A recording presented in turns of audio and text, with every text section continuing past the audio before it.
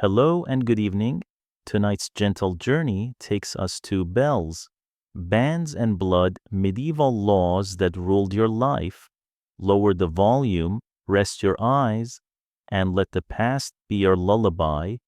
If this brings you peace, consider liking and subscribing only if it truly helps. And share in the comments where you're joining us from and the hour there. Now, lights down, a soft fan if you have one, and let's begin our walk through history. You wake on a straw that remembers every winter and every back that ever tried to soften it. Morning light sneaks through the shutter like a thief with cold fingers.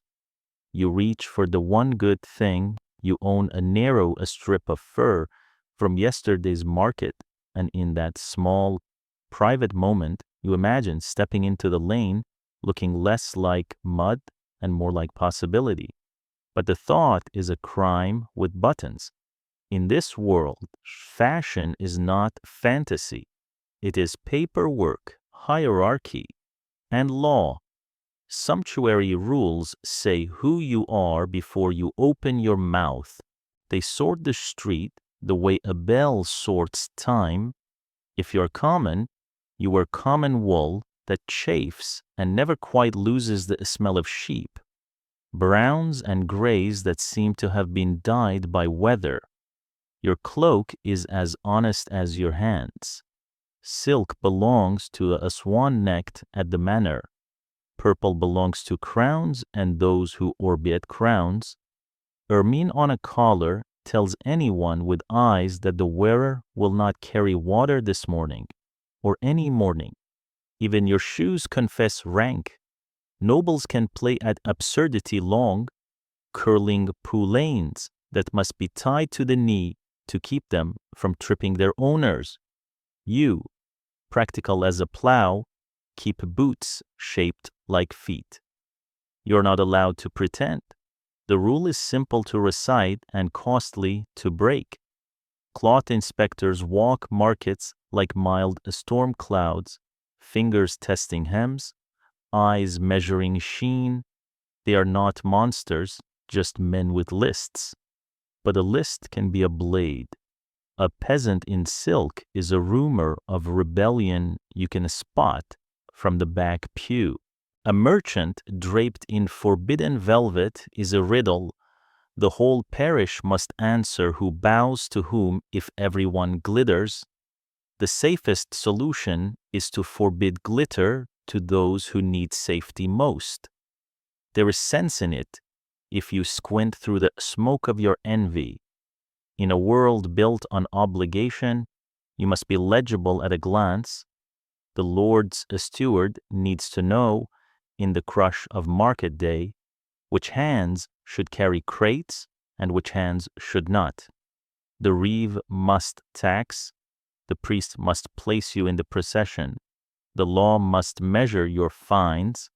Clothes do what ink and seals do, later classify. There's economics in it, too. If a carder sinks his year's savings into a rush of silk that will sour in a single season, who pays the rent? If a plowman buys ermine, who feeds the ox? Luxury becomes a hole in the roof that lets winter in.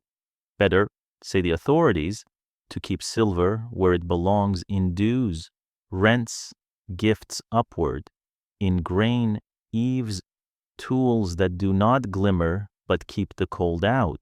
In this arithmetic of survival, the rich reserve extravagance the way they reserve forests and swans. They call it order. You call it a locked door. Still, people test the hinges. A widow with decent trade in butter sneaks a thin ribbon of crimson into her hood and holds her head a touch higher. A carver saves for a year and buys a lining you can only see when the wind misbehaves. A boy stitches 3 tiny seed pearls into the cuff of his wedding shirt, hidden where only his bride will find them. Small rebellions, harmless as sunlight, until someone notices. Then comes the fine the public scold, the lesson delivered where traffic is busiest. You do not just pay in coin, you pay in heat on your face. Nobles answer with theater, sleeves so long they need their own servants, cloth that drinks dye like wine, colors you could spot from the other side of Lent. They do not dress to be warm, they dress to be seen. When they sweep through the nave, the whole village rehearses the social order without a word. You look because you have been told for generations to look, and because, if you're honest, you want to know what it is like to be wrapped in a decision instead of a necessity. The law also polices where the world touches you. A fur trim is more than warmth. It is a passport. The shimmer of Italian silk means trade routes that would swallow you whole. You are permitted wool because you can shear a sheep and card the fleece and watch your neighbor's daughter beat life into the loom. You are permitted what you can plausibly understand. Anything else would make your village too wide. Law says keep the horizon near. Before you step outside, you try one last bargain with yourself. Perhaps you can fold the scrap of fur beneath your cloak, feel it against the skin, and steal a private victory no inspector can confiscate. But the mirror you carry inside is older than shame and better informed.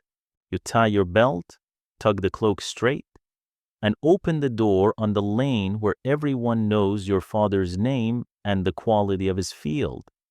The air smells of bread and hoof, stale ale from last night, and the wet wool that binds your shoulders. You step into a day that has already decided what you may be. On market morning, the rules multiply like footsteps. A boy runs past with a bundle of candles for the priest. You may count the taper ends by touch and know they will not be in your house. Two guildmen in dark caps are arguing over thread count. You cannot join that quarrel because your hands do not own tools the city recognizes. A woman with a veil of fine linen buys spices and knows which stall sells honest saffron and which sells marigold lies. You do not taste saffron, you taste salt and the iron in your own lip where you worry it. An officer pauses before you. His expression is not unkind. He sees what you wear and what you do not. You're exactly as you should be, which is to say, you're invisible. He moves on. Your breath goes out as if you had been holding it all winter. Occasionally, a stranger passes through the parish. All foreign dies and foreign vowels, and the lane changes shape. Children stare because children are still permitted curiosity. The rest of you watch with the respectful side of your eyes. The stranger is proof that beyond your hedges lies a map of fabrics, damasks with patterns like prayer, brocades that trap the sun. For a beat and a heartbeat, the world is larger. Then the stranger is gone, and the thatch, the lanes, the familiar elbows of the houses close around the hole he left. Behind the rules sit fear, so old it forgot its own name. Fear that if a market day turns into a costume party, the old duties will lose their grip. Fear that a steward's ledger is a weak rope if a merchant begins to look like a lord. Fear that the house of cards you call a village will fall in a breeze of silk. So the law holds the cards with a thumb and tells you it's for your own good, that if you look like what you are, you will not be tempted to stumble upward and break your neck. And yet the human heart, stubborn and resourceful, finds ways to decorate obedience. You mend beautifully. You embroider initials no one will see. You friction polish the buckle until it learns to shine. Beauty is not illegal if it is patient. The law cannot find a well-swept threshold. There is another kind of inspection that no officer performs, and it is crueler, the measuring glance from neighbors who know the price of everything and the story of everyone. If you err, if your cloak sways in a light too fine for your station, your neighbor's tongue will finish the work the statute began. In a small place, ridicule is a sentence with no appeal. Better to keep your head low and your wool honest. Toward evening, the bell at the church begins to think about its duty. You can feel it before it speaks. The way a field feels rain coming, shadows lengthen over the lintels. Women call children in. Somewhere a dog is told to behave and does not. You clutch your cloak a little closer, not because the air has changed, but because you know what the bell means when it is not merely marking hours. It is the voice of the town telling flames to lie down and asleep, telling bodies to stay indoors, telling laughter to lower itself or pay the difference in coin tomorrow. Soon it will clang, and with each stroke the day will fold itself like linens after washing who belongs where, what gets covered, what must not be left burning. You will cover the hearth, because that is how a street made of tinder avoids becoming a memory made of ash. You will pinch the candle and learn again how to see in the dark. And your cloak, humble and legal, will hold whatever warmth the bell allows. The bell does not hurry. It takes a breath, then another, and then it speaks with the slow authority of iron. One stroke for those in doorways, two for the men still bargaining over barrels, three for the last child daring the lane. Curfew, from the old French couvre-feu, cover your fire. The order is both simple and absolute. Lay a lid upon the coals, choke the flames, pinch the wick, and let night be night. The sound on spools across roofs of thatch and lanes of a splinter and pitch, through houses stitched together with wattles and daub, into yards where wood piles lean like bad decisions. Everywhere hands move, everywhere light dims. Once you notice it, the logic is as plain as smoke. A medieval town is a tinderbox with ambitions. Straw sleeps above your head, rushes line the floor, stalls pack the market like dry kindling set in neat rows by men who love profit and have never met a spark they couldn't accidentally feed. One careless candle, one tipsy joke too close to a curtain, and the whole parish can become a single long hiss. The bell is a lid on a boiling pot. It tells the city to stop trying to be the sun. You rake the hearth, spread ash over embers, slip the iron trivet into place. The youngest complains the fire is a kind face in a hard room, but the elders know the memory of flame is warmer than the memory of a house.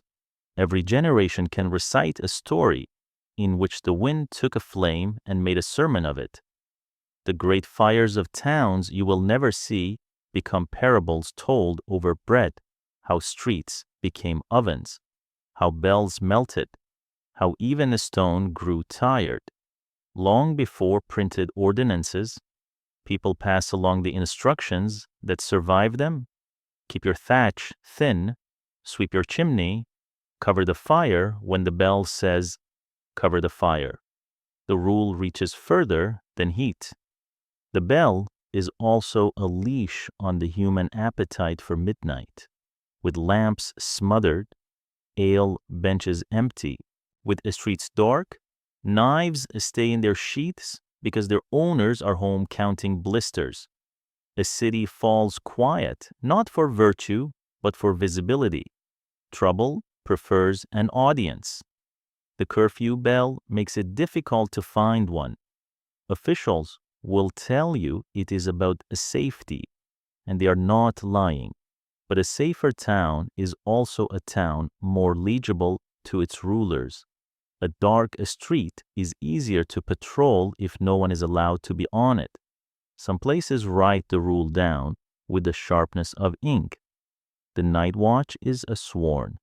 The hour is proclaimed. The fines are listed in a tidy ladder of pain for anyone whose window still flickers after the third bell. You learn the schedule the way you learn to breathe a small bell at dusk, a longer peal at the shutting of city gates, another in the deep blue between evening and night. The watchmen call the hours like psalms, halberds glinting, dogs ranging at their heels. Their voices are as much a part of the town as the smell of yeast at dawn. If they stop calling, you sit up in bed. Silence after curfew sounds like a missing tooth. There are exceptions, of course, and you can hear them even after the last stroke fades. From the bakehouse, a stubborn glow. From the glassmaker's kiln, a dragon that never sleeps. From the forge, an ember-breathing heart. Work that cannot be paused without loss is sometimes granted license to glow behind doors, bolted like vaults. The risk is balanced with regulation sand at the ready. Water casks filled, fines doubled if so much as a spark escapes. In a port, lamps on the quay may burn under hooded shades to guide a late boat through black water. The bell is pragmatic stern, yes, but not foolish. Bread must be ready at dawn. Ships must find home. The city can bend without breaking. Religion and regulation share a roof in these hours. Compline is called. Prayers coil upward like the last smoke from a covered hearth. The bell that orders the fire also orders the soul. After prayers, the priest douses his own lamp and goes to bed in a house with stone walls and a disciplined chimney. You do the same in a room where the wind finds every seam because the law cannot risk your rafters. The double standard is not even hidden. Stone can be allowed to glow a little. Thatch must never dream. The wealthy arrange their obedience with cushions. Inside manor walls thick, lime-washed, smug fires bank rather than die. A steward walks the corridors with a lantern, and the servants sleep close enough to feel the flame breathe. The Lord will wake to warmth and yesterday's embers eager to become today's blaze.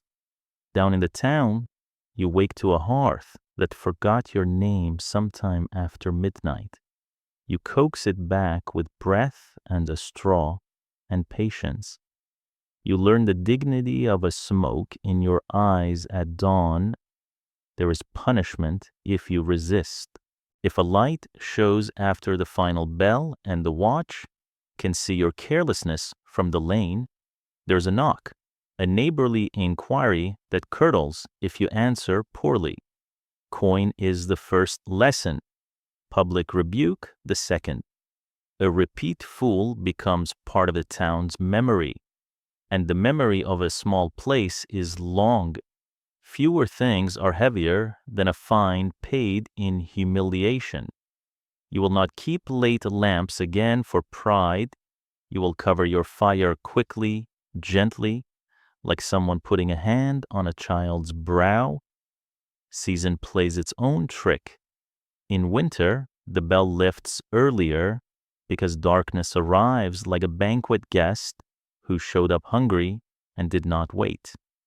In summer, everyone grows bold, and the long light stretches curfew like taffy until the watch scowls, and the magistrate reminds the market that the rule is a rule, not a suggestion with good manners.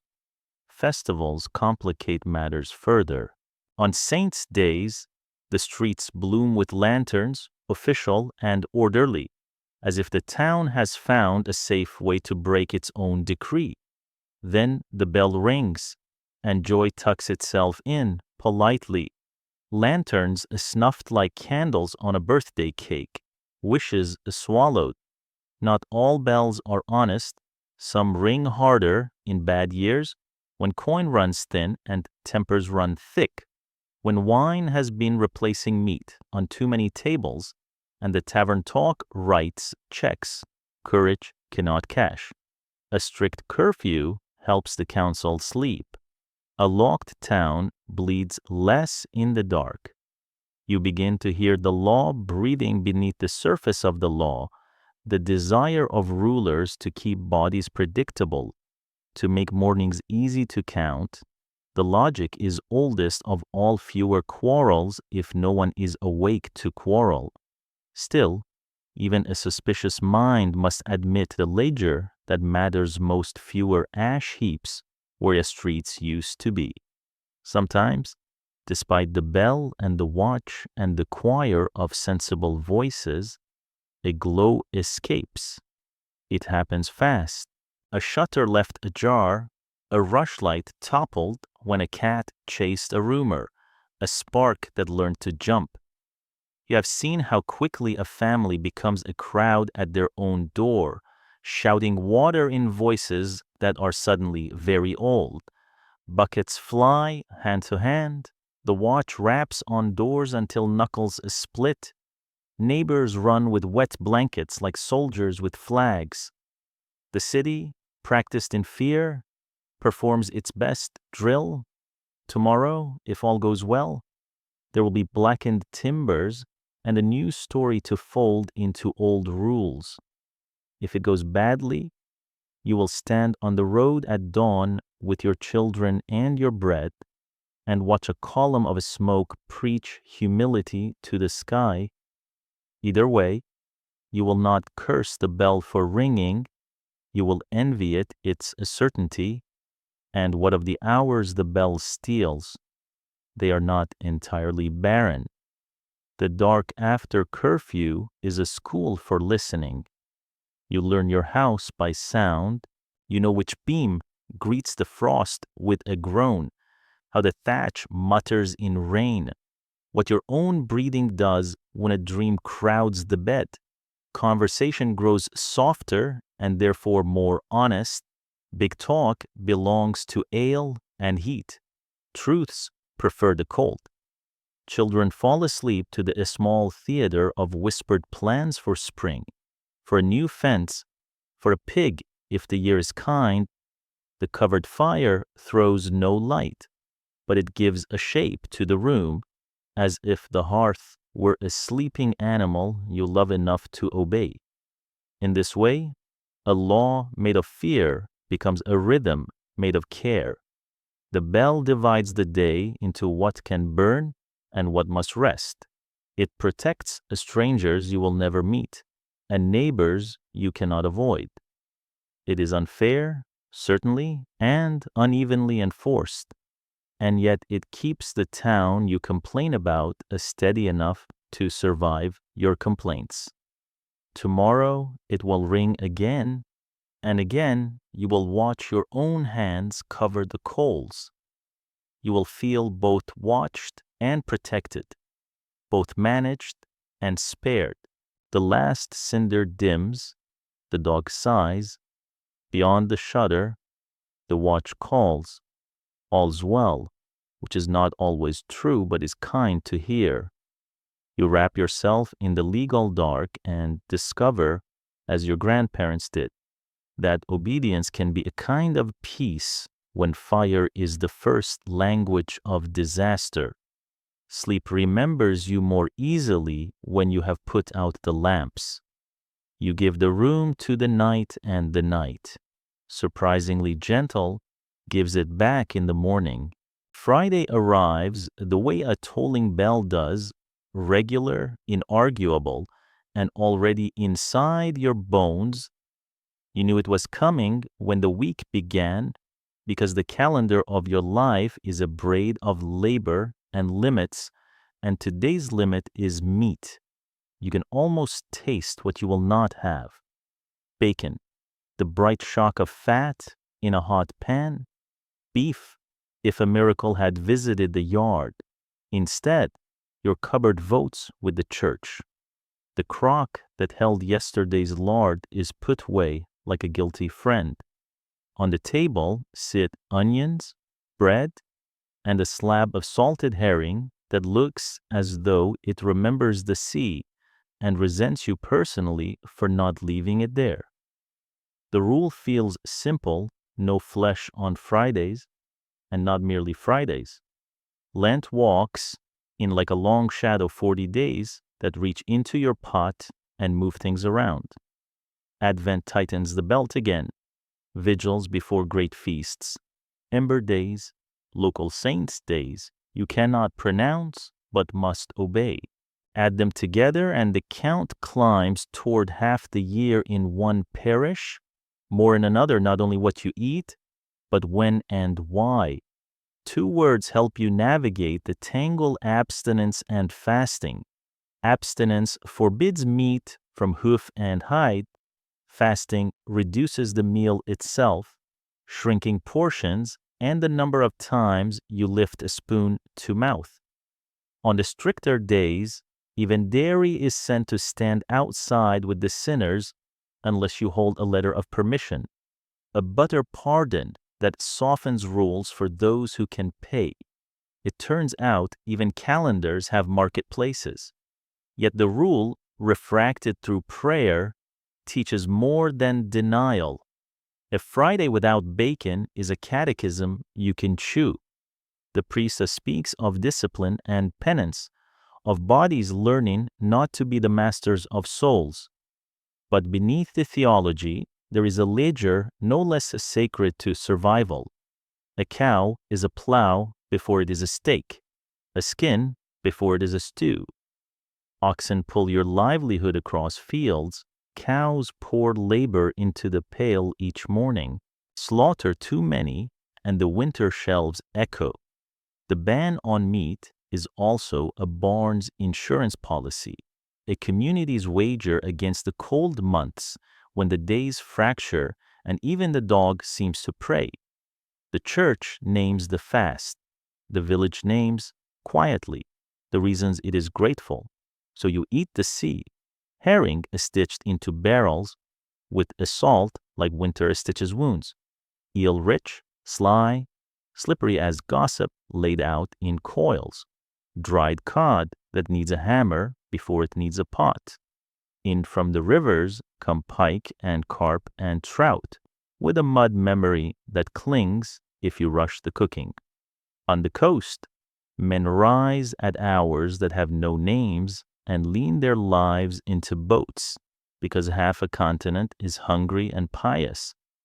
The rhythms of abstinence draw trade routes like chalk across a map, shoals made famous not by poets but by priests, markets fat with fish during months when fields are thin.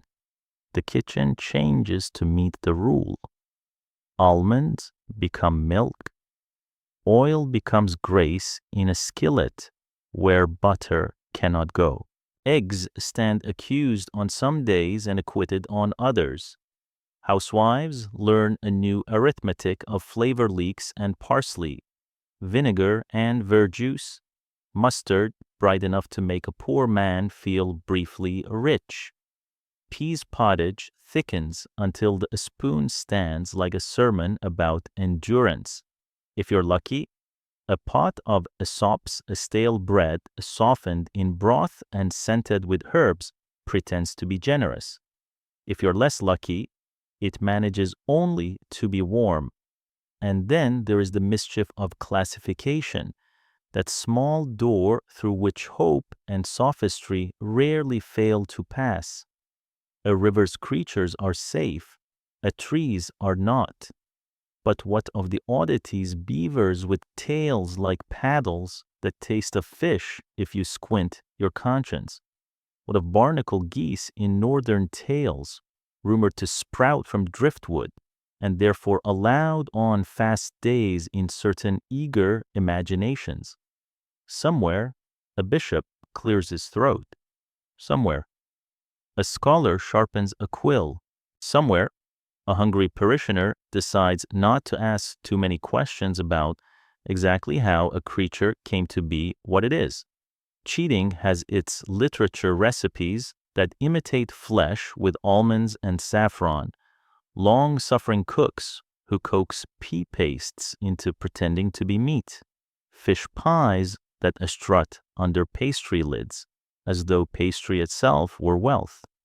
In the houses of the prosperous, fasting days can look like a painter's joke, silver platters, elaborate sauces, the very denial dressed in a robe of abundance. In yours, the table is honest. You measure out salt like coin and hide the meat hook from your own eyes.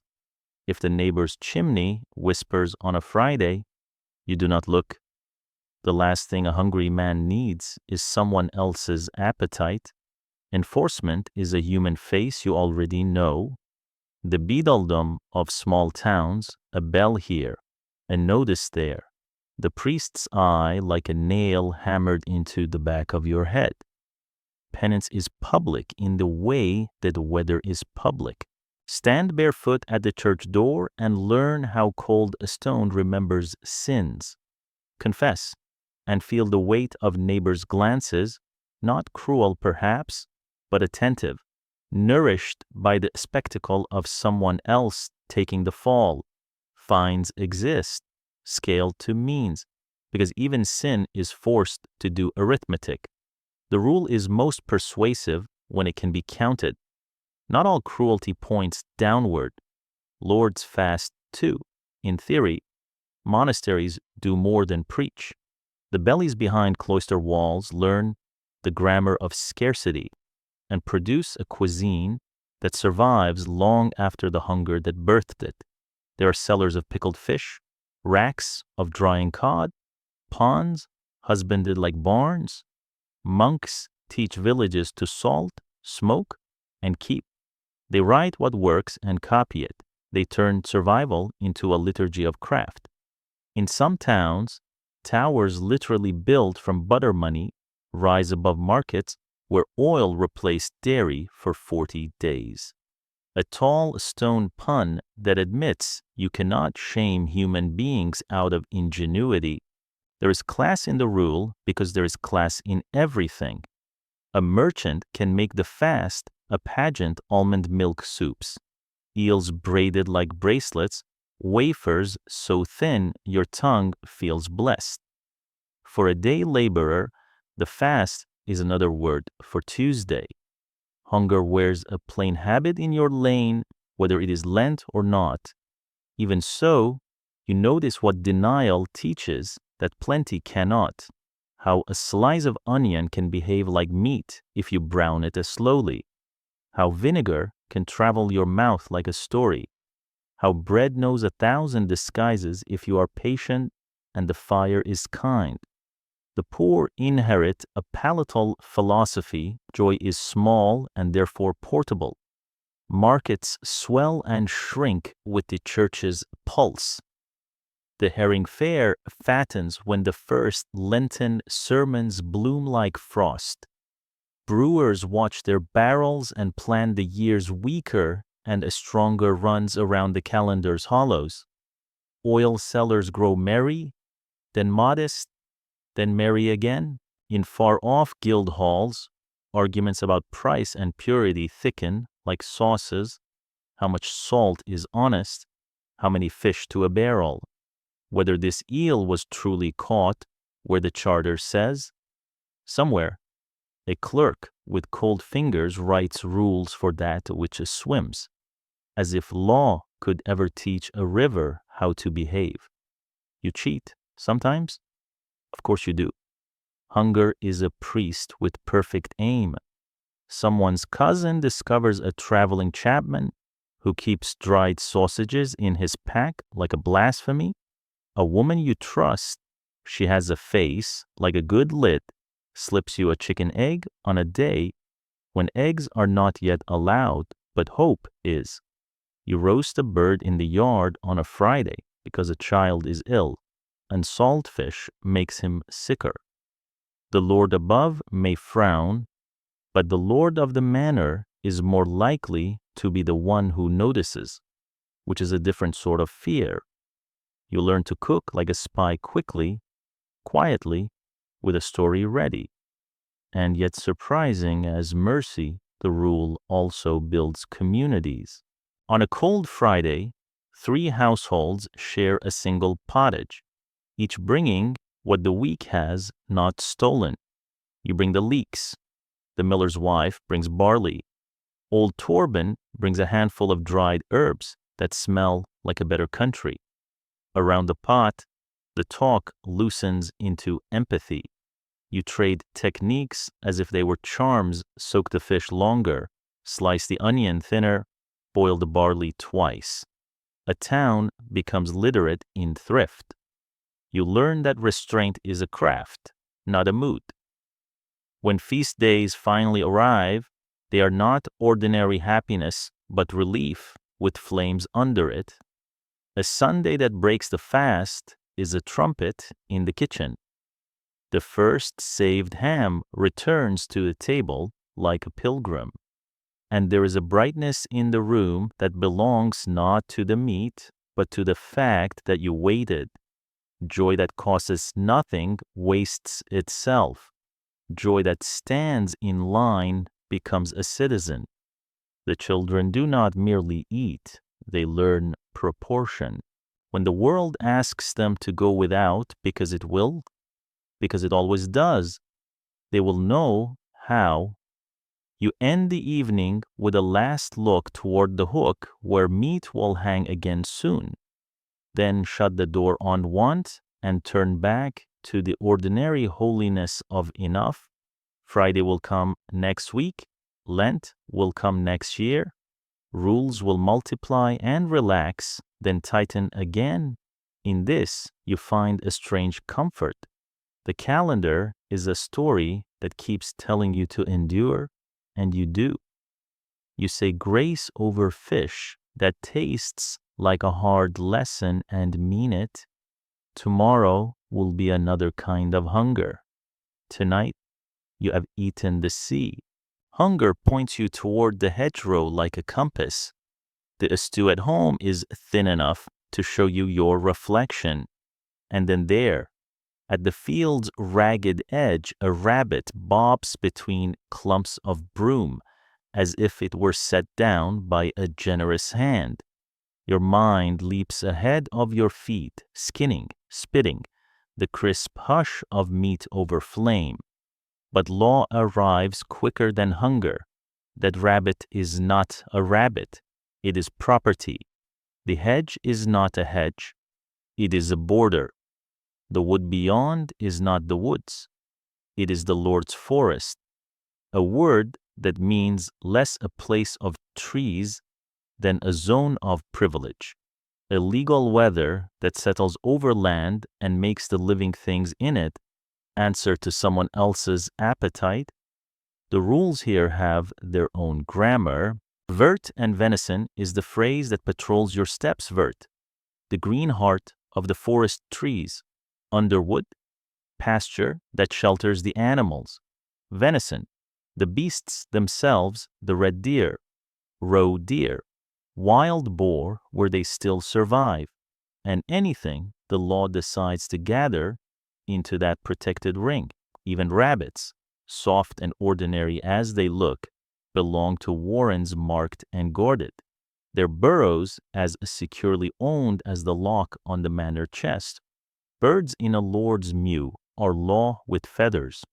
Fish in a stew pond might as well wear chains. You did not know nouns could be netted like this until you were hungry enough to try to name them yours. Enforcement is not an idea, but people. You must meet the forester who knows every gap in the pale, the verderer who keeps the Lord's peace in the green, the adjuster who counts swine, when villages drive their pigs into the oaks for autumn pannage.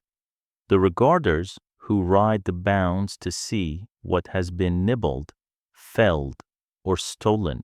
Above them sit courts with melodies of their own swain motes for the regular business of trespass and timber, and the great forest air that falls like a storm, taking oaths, tallying fines, making examples.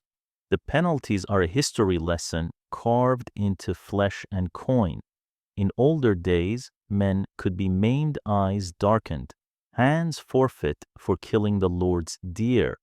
Later centuries translate blood into money and prison. But the message stays legible. Do not confuse need with right. Your village lives inside this weather. You may gather dead wood, but not living boughs. Graze a few beasts on the waste, but never cut a new meadow to assart is to invite a lawsuit. Take your swine to feast on acorns in the mast season only after they've been ritually counted and marked. The forest is a chessboard, and every move you make is observed not because the game is fair, but because the pieces are valuable. When the Lord rides to hunt, the countryside becomes a theater, horns bright as brass-throated birds, hounds braided to fury, beaters cracking the underbrush, a troop of small boys shrilling the hello down the rides. The final scene, curé, unfolds with ceremony on the grass, and it is hard not to note that reverence comes easier at a kill than at a kitchen table. Do they eat it all? Sometimes. Boar is a feast and venison a pride, but the numbers tell their own story, kills tallied like accounts. Deer taken by the hundred in a well-run park, not to keep a house from hunger, but to declare a house is more than hunger. Great lords build deer parks with high pales as visible as crowns. They seed rabbit warrens, set herds where herds were not, import hawks and hounds and the treatises that teach how to use them. You have never held a manuscript, but you have felt one pass over you like shade. The rules written in a prince's book become the rules you can break by accident. And yet, need teaches a counter order. Men asleep out at night with nets like spider silk. Women who know where the snares make their small prayers to a patron saint of luck. Boys learn to tell a forester's silhouette at the far tip of a ride and vanish under a gorse cushion, as if the earth were their mother. Clubs, not spears, less noise. Snares, not arrows, less proof. The tricks acquire names, and the names are told only to those whose children are thin enough to earn them. Once in a while, the whole village colludes because the harvest failed, and the poorhouse already breathes at the back of everyone's throat. You do not call this justice. You call it soup. Getting caught is a lesson in how public fear can be. Best case, a fine that rends the year in two. Worse, a whipping that turns your back into a rumor. Worst, a body swinging from a tree that teaches your children more effectively than scripture. There are middle punishments designed to look reasonable and feel ruinous: the seizure of your dog, the destruction of your snare, a week in the Lord's cellar that bleaches courage from your face. If you carried a bow, they will measure the estave, weigh the arrowheads, look for the signature of venery. A bow for birds is one thing, they might say. A bow for deer is another. You learn that even silence has to be sized in the Lord's hand. Not every forest is English. Not every law speaks the same language. Across the channel, counts and dukes keep their own preserves, and in imperial lands, the emperor writes his rights across the landscape with equal confidence. But the pattern repeats. Noble blood insists on noble beasts, and noble beasts insist on borders you can only cross with permission or desperation. There are places and times when revolt trims these rules-backed charters that return pasture and wood to common hands, perambulations that redraw the line between privilege and survival, but lines creep, and so does hunger, and the old grammar reasserts itself with a new pen. You could try to be legal within the limits. Send the pigs to pannage when the oaks fall heavy. Gather sticks until your arms complain. Rake leaves for bedding and hope no one says you have trespassed against the green. Some seasons are kinder. When mast is thick and the winter not too long, your Sioux comes home fatter, and the bacon you put up tastes like the forest's momentary consent. Then there are years when the swineherd returns with mud and apologies, and you look at the thin pig and the thin child and wonder which is more lawful to spare. The ironies collect like burrs on a hem. You might be jailed for taking a single rabbit from the Lord's warren, while a retinue of noble guests hurls spears at boar until the ground looks like a battlefield with a catering budget. You might be told the forest keeps the peace, even as hunts turn lanes into war paths and crush hedges that took seasons to raise. You might be lectured on the balance of nature by men who measure balance in antlers. You learn to bow, you do not forget. There are stories you pass by the hearth when the shutters are tight. The poacher who greased his body and slid through the palin like a snake. The girl who wore heather in her hair and outran 2 foresters up the ridge, then doubled back and took up their fallen hairs with a laugh as round as a bell. The gamekeeper who looked away because his sister's cradle was empty of anything but cloth. You cling to these as if they were laws of their own precedence of pity in a world where pity is not written down, but fear is the louder teacher. A man you knew once, decent and slow to anger, lost a hand for a deer he did not even taste. Another returned from the Lord's justice with his eyes intact, but his fields gone to debt. Fines do not respect seasons. Sometimes the punishment is simply time in a stone room where the cold learns your name. You come out obedient to weather, to bells, to men on horses with gloves finer than any thoughts you are allowed about your own life. You do the small legal things more carefully. A child's handful of fallen branches becomes a ritual. The counting of your pigs beneath the oaks, a liturgy. The yearly walk when men of the ville trace the bounds and mutter the old points, like rosary beads a white a stone by the stream. A bent ash, a notch cut into the long hedge where someone once swore the line turned. If the perambulation moves, even a little, you feel it in your chest like a draft. Land is law, law is a map. Maps are always being redrawn by people who own better ink. One evening, the same rabbit that tempted you before appear again, as if conjured by regret. You do not move. You watch it groom itself among the nettles and think about how it belongs to someone who has never looked it in the eye.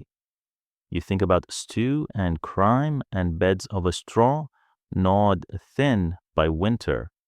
You think, too, about the child asleep on your shoulder and the kind of life a village can endure. You let the rabbit be. It is in virtue. It's arithmetic. You walk home through the lane that always smells faintly of crushed mint and cart grease. The sky does its red thread trick on the horizon, and the bell in the churchyard counts the last useful light. In a house 2 doors down, someone is laughing at a story you can't hear. Your door opens on the stew you left thinner now. Obedient, you break the bread. You tell your family about nothing in particular. From the forest, far off, a horn calls with the easy confidence of a man summoning what he owns. You listen because your life requires you to, and then you begin to eat. You stand in the nave where the floor smells of beeswax and damp wool, and your name has already grown heavier than your body. Someone says you took a loaf. Someone else swears she saw a shadow with your shape in the bakehouse window. It does not really matter what you did. What matters now is a stage has been built for God to speak, and you are to be the mouth he uses. Trust the Lord, the priest says, and the steward nods as though law is a ladder propped against heaven. Trust is the kind of word that is easiest to say when you are not the one holding the iron. They bring it from the brazier, the bar glowing where it fattens toward the middle, a dull orange pulse that makes you think absurdly of hearth fires and not of skin. Ordeal by fire is an old grammar, older than this church. The rule is simple enough to write in breath on a cold day 3 paces with the iron in your hand, then lay it down, then bind the palm in linen and wait 3 days. If the wound is clean and knitting, you're innocent, which is to say God liked your answer. If it festers, you're guilty, which is to say God shrugged. No one speaks of poultices or how tightly bandages are wound, or whether the priest will change them with a kindness quiet enough to be a verdict. Everyone watches. Everyone learns the same lesson in their own throat. Truth is hot. There are other choices that are not choices. Ordeal by boiling water, reach elbow deep into a cauldron to fetch a ring from the bottom. The water takes something from you, whether you find the ring or not, and the wound tells its small story after the 3rd sunrise, or the morsel, a mouthful of bread and cheese that must be swallowed without choking. A test that feels like a parable fashioned into a gag. They say a man guilty of perjury cannot swallow the righteous bite, as if a lie were a bone lodged at the angle of the jaw. It has happened. People whisper. The guilty cough and redden and scrabble at their throats. God, in this version, is a careful baker. Sometimes they will not heat metal or water. They will have you float instead. Ordeal by cold water looks like mercy until you understand the logic. Water is holy and therefore rejects the wicked. If you sink, the water has accepted you. You're innocent and drowning. If you float, the water has spat you up. You're guilty and breathing. They tie a rope around your waist to haul you back either way, and the crowd goes home with a story that feels clean from a distance. Months later, someone will retell it and leave out the part where your lungs burned and your hands were bound so that you thrashed like a carp on a riverbank just to stay alive long enough to be damned. There's also the old dual truth as a field enclosed with ropes, a challenge hurled, an accusation answered not in words but in a steel. Champions sometimes stand for the weak. A lord hires broad shoulders, or a village finds a cousin whose back is all oak roots. Lists are set, the ground flattened, oaths taken. It has a liturgy of its own sun glinting on mail, the heave of breath under linen, the marshal's staves like punctuation marks. Here, God is an umpire with no need to move.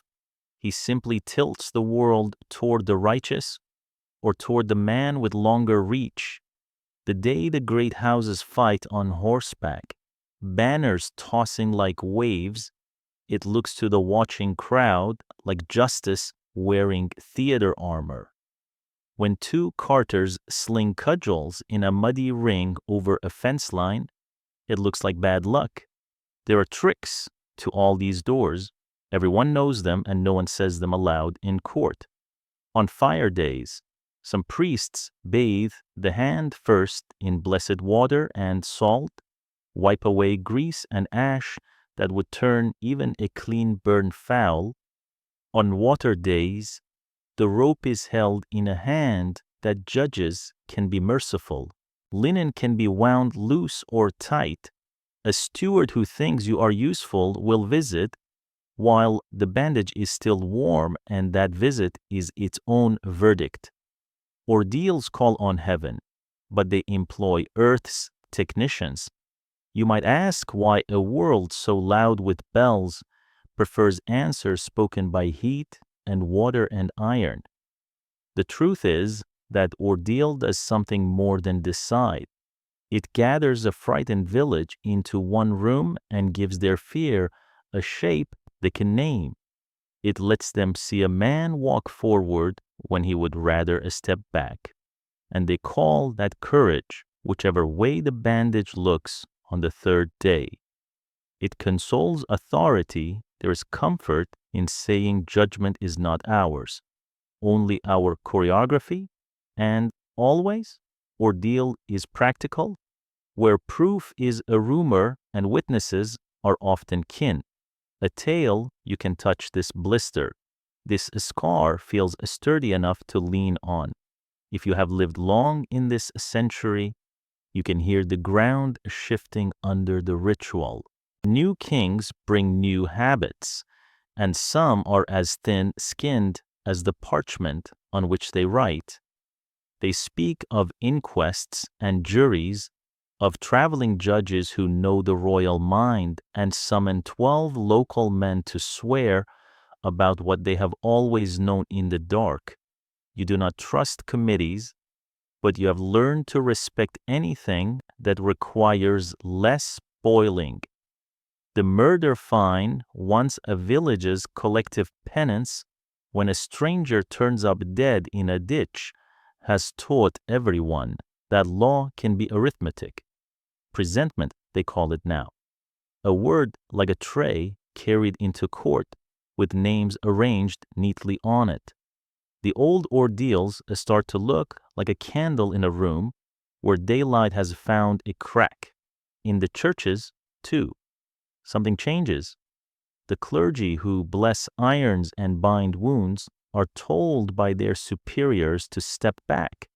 They whisper, later, that heaven does not require this spectacle, and that God should not be made an official of the court. The men who once held your hand now hold your gaze and say, no more. And indeed, after these decrees, fewer irons glow in naves, fewer cauldrons are set on the stones. Secular men grumble and improvise. Some hold on to water in fields rather than sanctuaries. Some turn more quickly to juries with their own conveniences and traps. And yet the old habits do not vanish so much as wander into other rooms of history. Villages still talk of swimming a suspect years later when a panic rises around witchcraft, though the witches being tried are often poor women, and the men who bind them think of themselves as modern. In cities, the duel becomes less a legal instrument and more a theater of offense and honor than a crime for which gentlemen seek country mornings and good seconds. Centuries grind past, but you can still find a dusty law that remembered trial by battle. It will make the scholars chuckle and everyone else a little uneasy. You wait your 3 days. You watch the bandage the way sailors watch a horizon. Under the linen, your hand is a small animal with a heartbeat of its own, heat trapped in the wool like a secret. The priest unwraps you slowly. The steward leans in.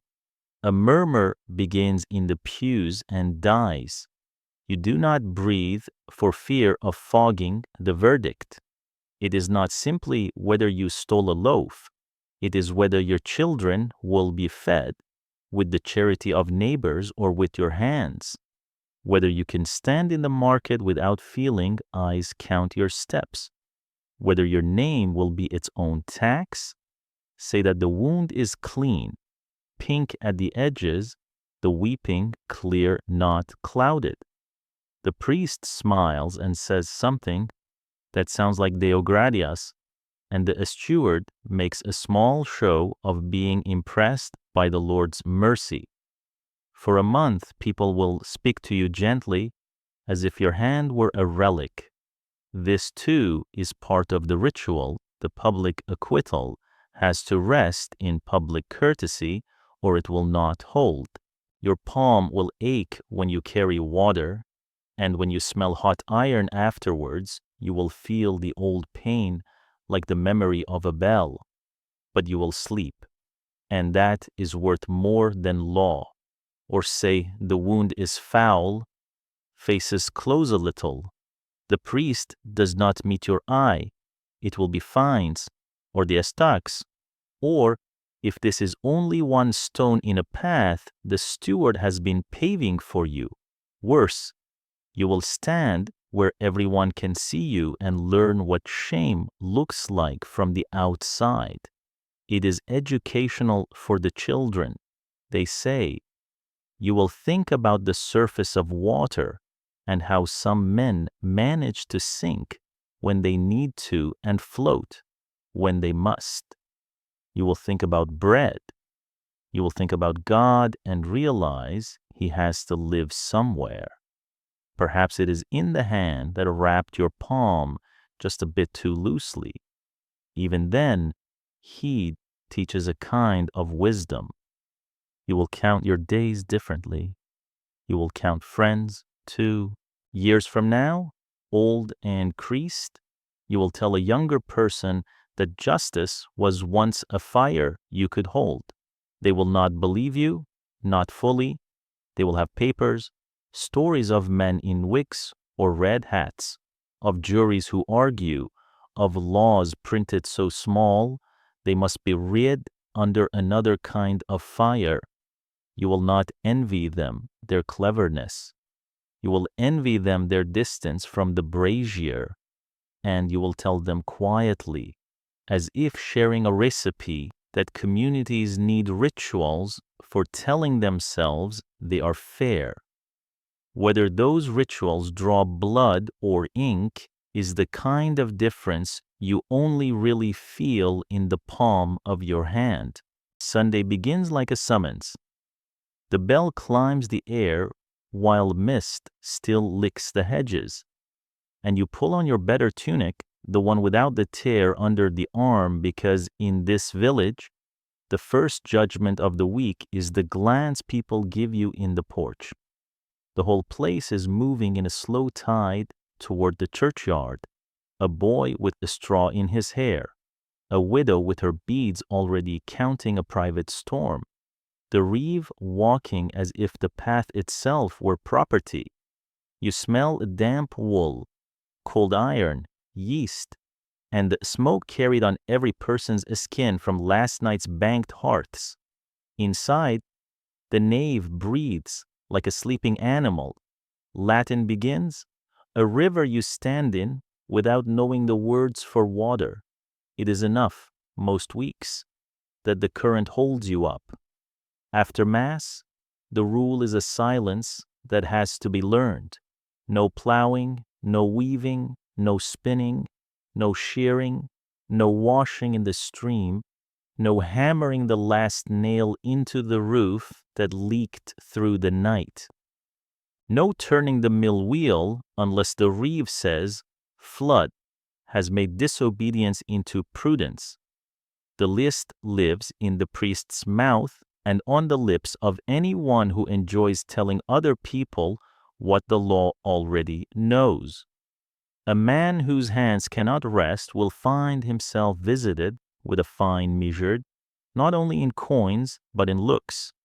A woman who sets the loom singing behind a half-shut door will be made to stand barefoot on cold flagstones, while the priest names idleness and zeal in the same breath until both feel like snares.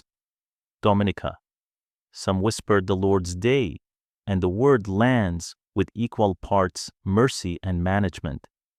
You learn quickly that rest is not idleness. There are allowable labors those the world cannot do without for even an hour. A child born at matins will not wait until second vespers to come into the world. A cow in distress will not stop for doctrine. A cottage fire that licks a thatch will be answered with buckets and shouts, no matter what canon calls for restraint. Midwives move like sanctioned lightning. Shepherd boys still watch the slope because wolves do not consult the calendar. The law has a face, and sometimes it is pragmatic, but when the fields are merely heavy with promise and not crisis, you sit on your hands. There is a strange relief in it.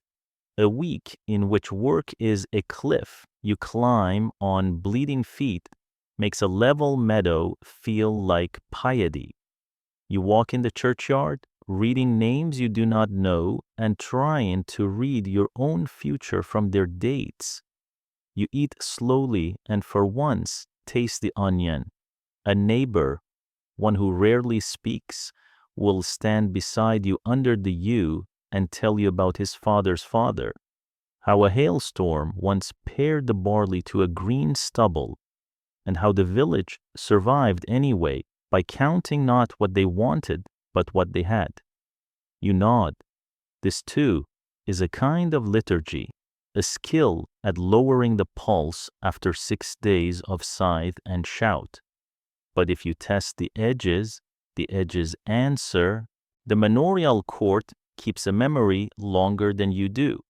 On Monday, the steward will mention that he happened to be walking past your strip just after noon and happened to see the marks of fresh furrows.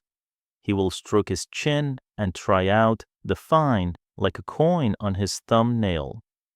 You will say the soil turned itself, that the devil pushed the plow, that the oxen could not be tethered because they had seen a ghost. Everyone will laugh, even you, because the world is easiest to bear when it is a joke that also bites. In the end, you will pay, or your neighbor will pay in gossip, which spends just as hard. The priest insists that Sunday is medicine. He is not only protecting your soul, he is saving your body from its owner. You know this without his telling. You have seen men work themselves thin as prayer candles, a little blaze inside a shell, until they gather at 40 and are remembered as the one who never rested.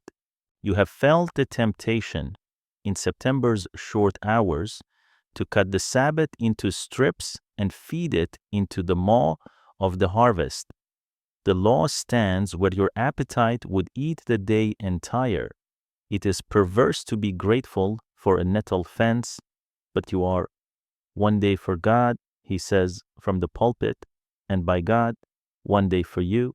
Still, the line between holy and human phrase at the edges, after nones, the churchyard is a market of whispers.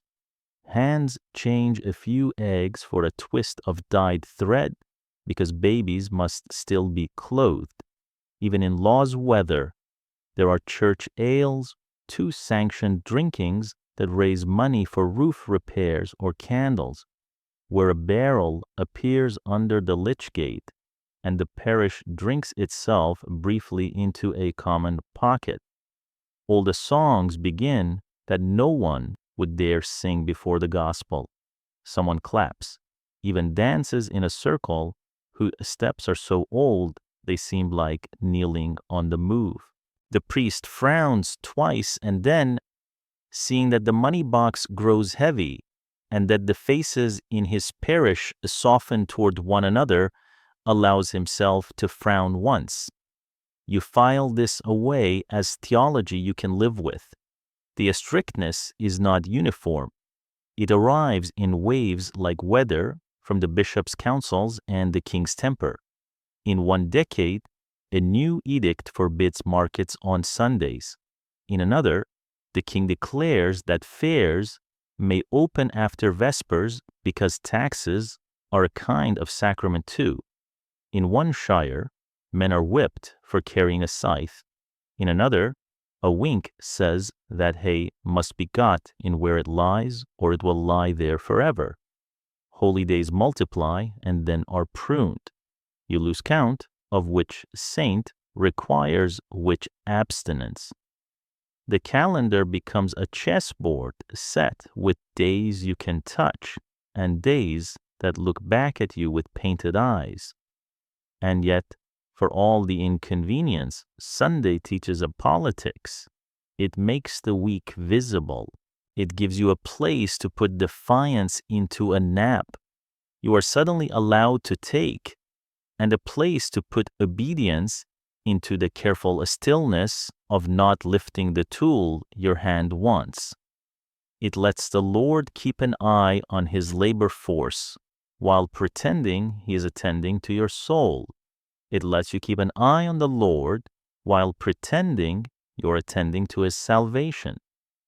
You both pass each other on the path under the yew, nodding, each holding a secret ledger that tallies favors and fines that have nothing to do with coin. It is also true that Sunday is a surveillance disguised as sanctuary. Absence is a kind of speech. If you do not show your face among faces, someone will knock or, worse, will not knock, but will speak your name to someone who owns a pen. If you close your shutters while the ball is still rolling across the meadows, it is noted. If you leave them open and sit visibly with folded hands, that is noted too. The human heart has ways of being pious that look from a distance like compliance and from very close like self-defense. The children suffer and learn. They fidget until their mothers pinch their sleeves, then fall asleep against the shoulder that carries the whole week anyway. They hear the homily's cadence, if not its content, and come to prefer voices that know when to rise and when to fall.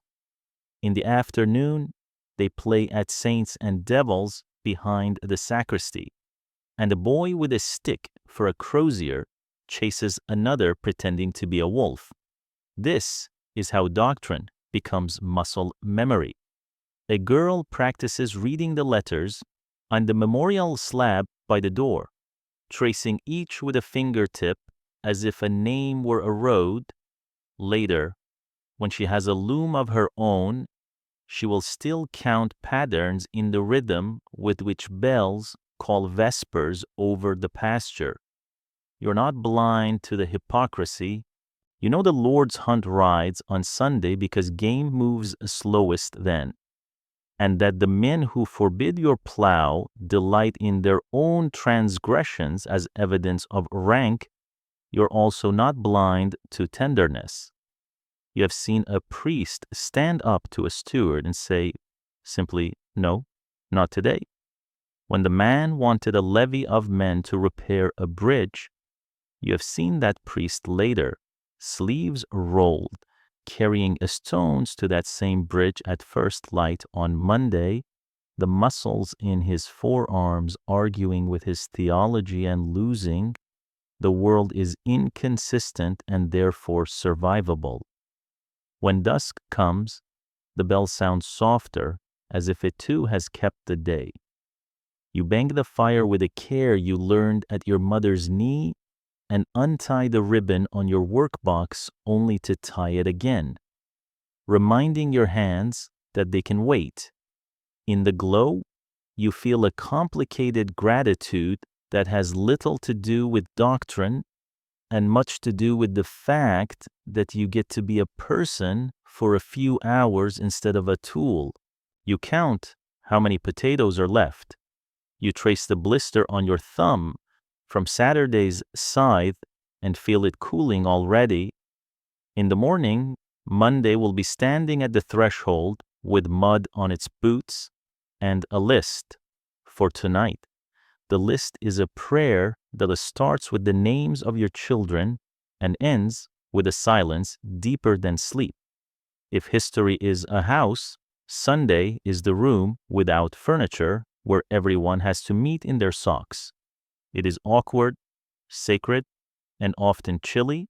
It keeps a village from burning itself out like a field after a too bright harvest. It reminds you once every 7 days, in a voice like bells, that a human being is not a plow with legs, that work is not the only way to please heaven, and that even obedience can be a kind of rest when the week has trained you how to hold still. You decide you are done with mud and barley gruel. The straw in your mattress ticks like a clock, and somewhere before dawn, you swear you hear iron calling your name. The village has a smith whose hammer is the only bell that can compete with the churches. There's a baker whose dawns smell like forgiveness. There's a weaver whose shed is winter, even in July, cool with the whisper of wool. You imagine simply starting. You will buy a small anvil, or a peel for the oven, or a loom built from patience. You will sell what your hands can make. Then the daylight answers, practical as a tax ledger, not without the guilt. The word arrives with a door's weight behind it. In town, trades do not live in the wild like blackberries. They are walled gardens with a watch at the gate. The masters of each craft keep the keys. Want to bake bread, that's the baker's company. Want to shoe horses, farriers. Want to turn a rough fleece into a cloth that could pass as a summer field, weavers. Even spoons have their wardens. There is a fraternity for almost every useful gesture a hand can make. And if you try to work outside those circles, you will learn the shape of discipline the way a cheek learns the cold of a stacks.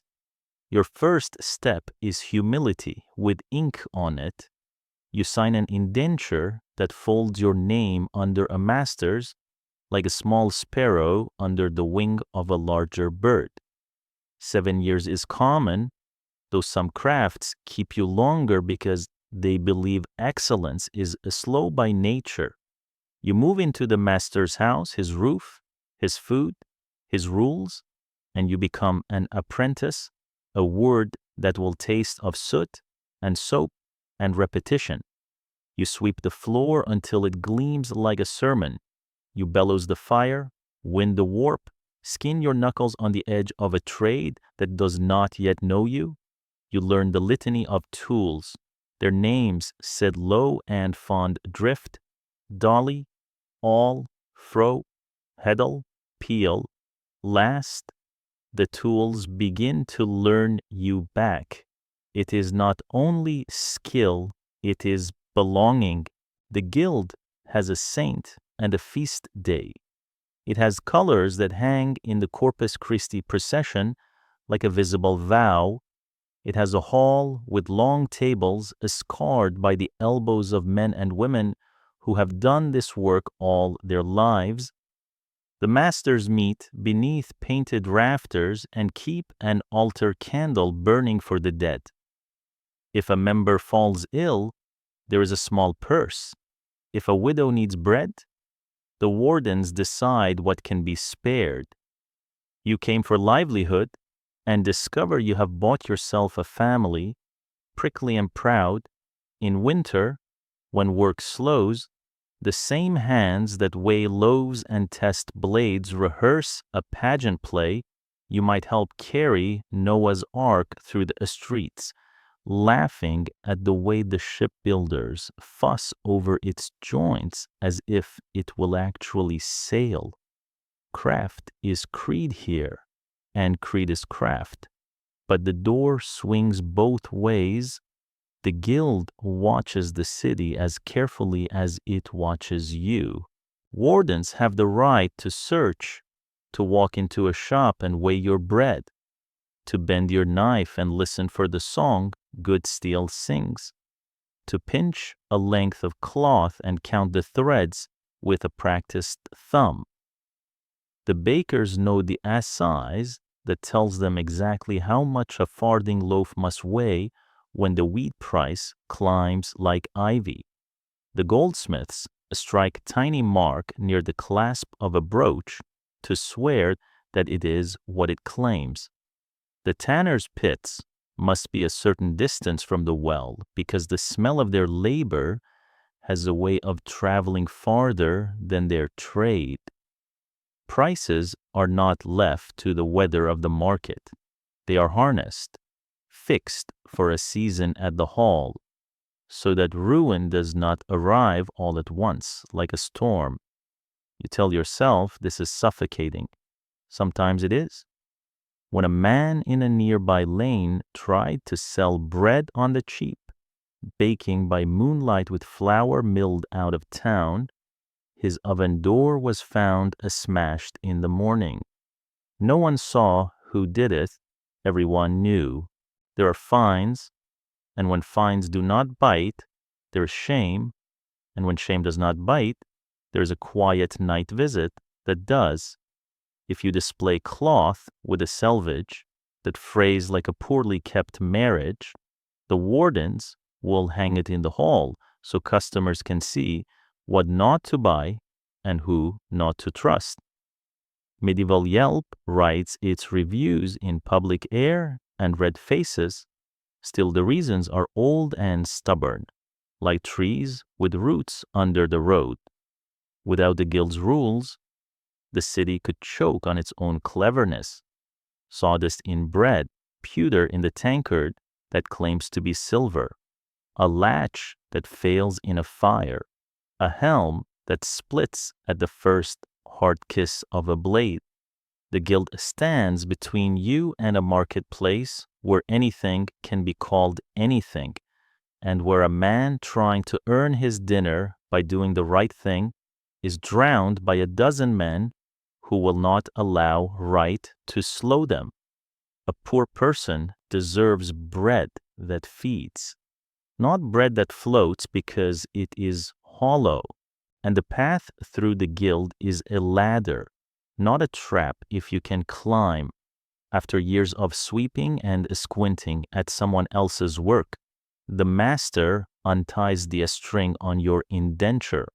You are a journeyman now, a word borrowed from the road journey, the day wage earned with feet that can carry you from town to town. You can travel, hire out, learn variations of your craft you could not see from your master's bench. In some places, the custom asks that you spend wander years, moving with a bundle and a letter of character in your pouch, trading labor for knowledge, sleeping in lodgings where the walls themselves are a glossary of tools. Sometimes you find a journeyman's fraternity, a company within the company, who lend coins in lean months and share news of masters who pay late and teach badly. But to stay, to settle, to hang your own sign, the guild requires a small miracle with your name on it. You must make a masterpiece, yes. The phrase comes from here, a piece so sound it could be used as a scripture for how the craft should look when it remembers itself.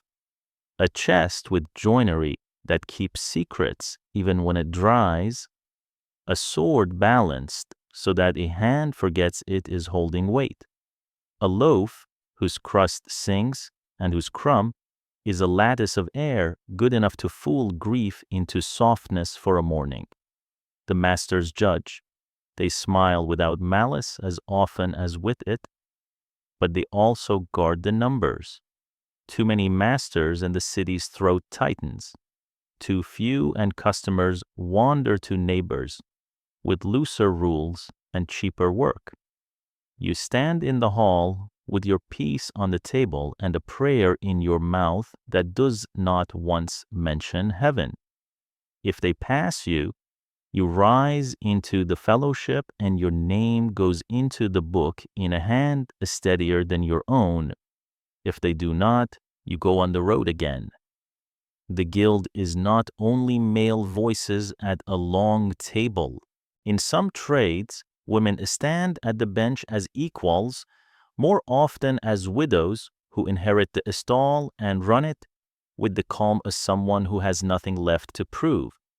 Brewster's women, who made ale when ale was bread you drink, filled the streets with a smell like warm fields, though later the trade calcifies into men's hands when hops and scale demand larger kit. A silk wife in the city's Italian quarter can turn thread into a river with nothing but light and patience. A cap maker's wife can outstitch her husband by the length of a prayer. Their names do not always get into the book. Their work does. You can feel it on your head and tongue and shoulders. There are shadows the guild cannot banish. Some crafts guard their knowledge so jealously that a son learns more quickly than a stranger simply because his mother's lullabies were the rhythm of the loom. Others will not admit a man from across the river, or with the wrong creed or the wrong color on his sleeve. Sometimes the guild and the town council dance with daggers over who sets the week's hours.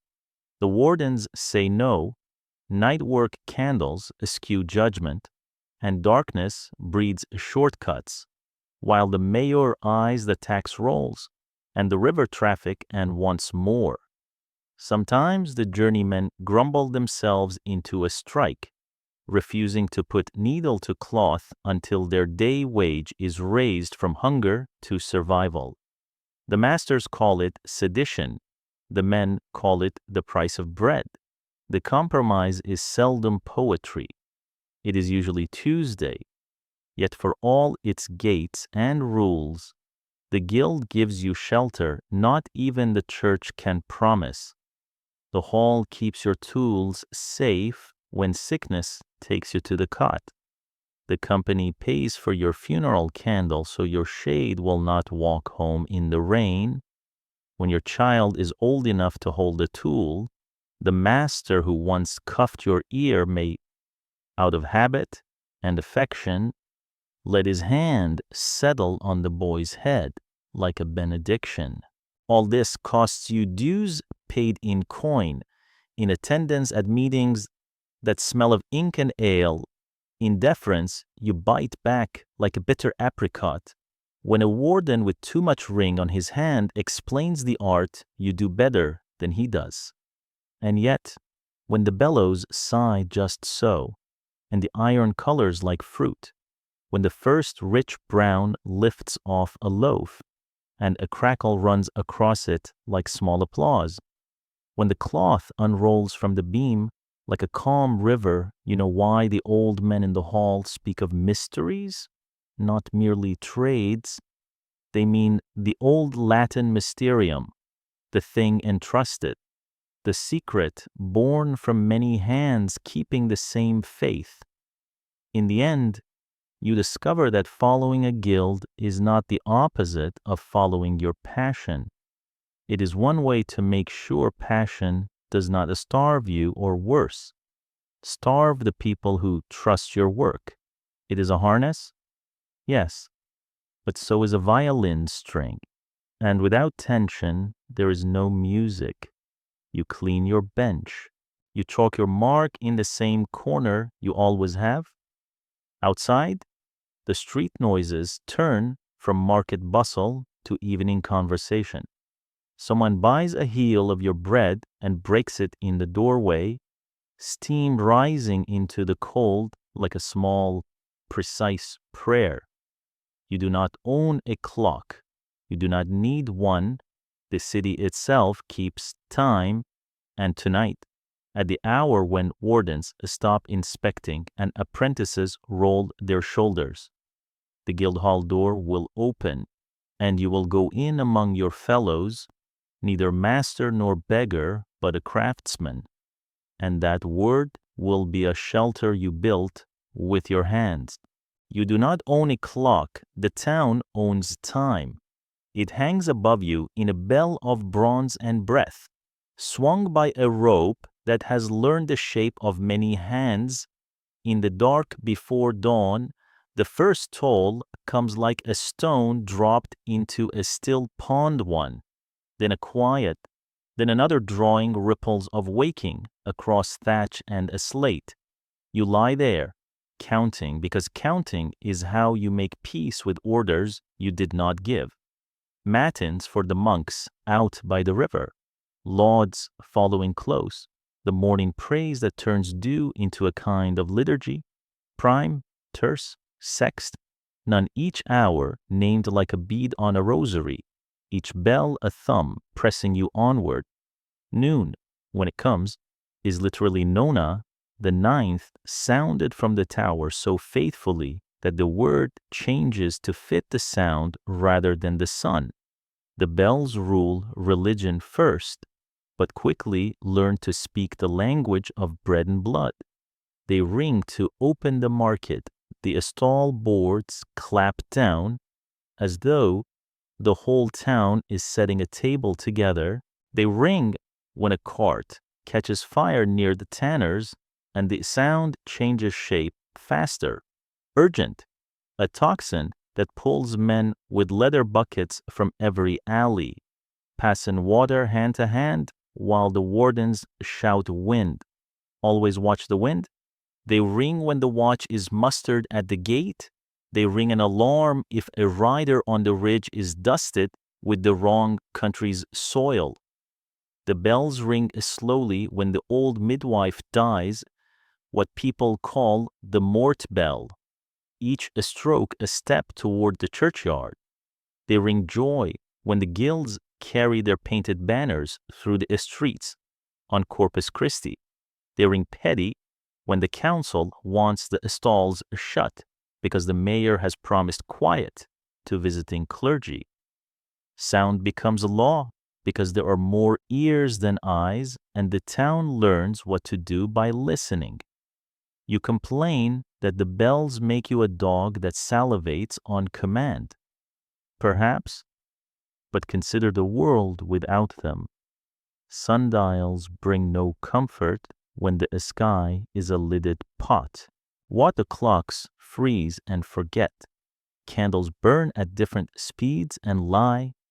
The bell holds steady because the bell is a body, its bronze a marriage, copper's warmth with tin's bright edge cast by men who travel from city to city, pouring sermons into molds in the churchyard while children peer over the boards. The bell founder's art is half fire, half prayer. They mix beeswax and clay to carve the inscription that will face the town for 100 years. I call the living. I mourn the dead. I break the thunder. They tune with files and ear, chipping careful crescents from the inside until the voice is right. The first time the clapper kisses the new bronze, there's always a silence, then a note that seems older than the stone. It is not all piety. The priest owns the bell rope, yes, but the bailiffs borrow it. At sunrise, the Angelus will later fold itself into mourning, like milk into porridge, 3 triples of lighter strokes, a pause, then a more solemn peal, yet even before that custom settles in, the town knows how to speak in metal. 2 long notes. Gather with your guild, a quick cascade fire, a heavy, spaced toll. Everyone to the wall. The belfry is the town's lung, and whoever controls it can hold a long breath or pant you into haste. Once, when the Lord's men tried to drag a debtor by his hair from the apothecary's shop, the apprentice ran up the tower and pulled the cord. The bell lied just a little, gave the alarm pattern for enemies at the gate. In minutes, the square was full of men with cudgels and women with eyes that promised a lawsuit. The Lord's men left with fewer feathers than they arrived with, and the council fined the apprentice a week's wages for misuse of the rope. He paid without complaint. He also slept that night. The discipline is not mindless. You learn to bargain with it. Prime pulls you to the fields. But if the clouds are low and the thatch is damp, the rector will delay the ring a handful of moments to let the smoke clear. Sext insists on breaking for bread. Yet during harvest, when grain stands on the stalk, like a congregation waiting for absolution, the bell can be silent until the sheaves are safe. Vespers calls you to prayer with a sweetness that catches even the stubborn. Compline lets you close your door, pour your ale, and say, enough. The bells can be cruel, yes. When they are used to name curfew, cover the fire. Cover the fire or to summon you for taxes to be read from the steps. But they can be tender. Ask the widower who keeps his cottage at the edge of the lane each evening the last the stroke of Compline feels. To him, like the town itself tucking his blanket. Once in your life, you will climb the tower. It is worse than it looks from the street, a ladder pretending to be a staircase, a smell of dust and pigeon, thick ropes that feel alive under your hand. The bell ringer is an old man with hands like bread crust. He shows you how to pull with your whole body, not your arms, how to lay the rope across your palm so it does not burn, how to let the pull turn into a lift so the bell can speak and not just shout. When the great mouth above you swings and its voice falls through your bones, you understand why some men swear they have felt sin shake loose inside them at the sound. When you step back into daylight, the market looks freshly hammered, edges bright where they were dull. There are abuses, there are always abuses. A jealous parish can use its bell to drown another's feast day. A proud guild can beg the sacristan for an extra quarter hour of sound to parade under, a sonic velvet rope. The council can order a bell to ring for a proclamation no one asked for, then fine those who fail to hear it. But the town remembers. Let a councillor die, and the mort bell might forget to ring in the hour he would have liked. Let a parish lend its bell to mercy in winter, and the bakehouse will quietly double their allotment of bread to that street when frost returns. The tower's music writes memory the way frost writes its lace on glass. Delicate, almost invisible, but unmistakable at dawn. Slowly, in your lifetime or your children's, another voice joins the bell. In the square, a clerk shows a thing with hands that never tire and a face that never blinks, a great iron clock that tells time not by prayer, but by teeth and weights. The first of these wonders appeared far to the east and then to the south. And now, rumor says, a city in your own kingdom is saving to buy one money taken by the penny at market, by the half farthing at the wharf. You would think the bells would grow quiet now that the hour can be seen. They do not. They simply learn a duet. The clock keeps faith with minutes. The bell keeps faith with the town. The sound still sends you to the wall, to the well, to the pew, to your bed. The clock can tell you when, the bell still tells you why, and bells, like laws, shape behavior even when silent. Men who might drink themselves to brave folly remember that the watch listens for late feet after compline. Thieves who might test a shutter at midnight think better of it, knowing a single ring could fetch a dozen cudgels. Lovers learn exactly how long it takes to cross from the orchard to the river between sext and nun. If they are to be back before the miller returns, a butcher times his salting to the quarter chimes, a midwife, when someone hammers on her door at night, counts under her breath the strokes of the distant bell. Was that the tocsin, or the slow toll for a neighbor taken, and chooses which bag to bring? The strangest part is this: after years of living under the bell, you feel its rhythm in your hands even when you travel. Once, on a winter journey, you and a companion sheltered in a town where the tower had burned. In the morning, the square was disoriented, stalls slow to open, boys late to the well, a cart rolling through the church procession because the driver did not know he should stop. The priest had a bell on a frame he struck with a mallet. It was better than nothing, but it scattered rather than gathered. The town felt like a sentence without punctuation. On the third day, a traveling bell founder arrived, his mule piled high with charcoal and clay, and the square turned into a forge. When the new bell finally spoke, even the shutters seemed to sigh. Order returned like a flock that has spotted its shepherd. You will live and die by the bell, but you will not curse it in the end. It has called you to weddings that tasted of sugared almonds. It has called you to throw water on your neighbor's thatch as if you were putting out your own fire. It has called your child into the world and called your mother toward her rest. The rope burns and the metal shouts, and sometimes you wish for a silence no law can demand.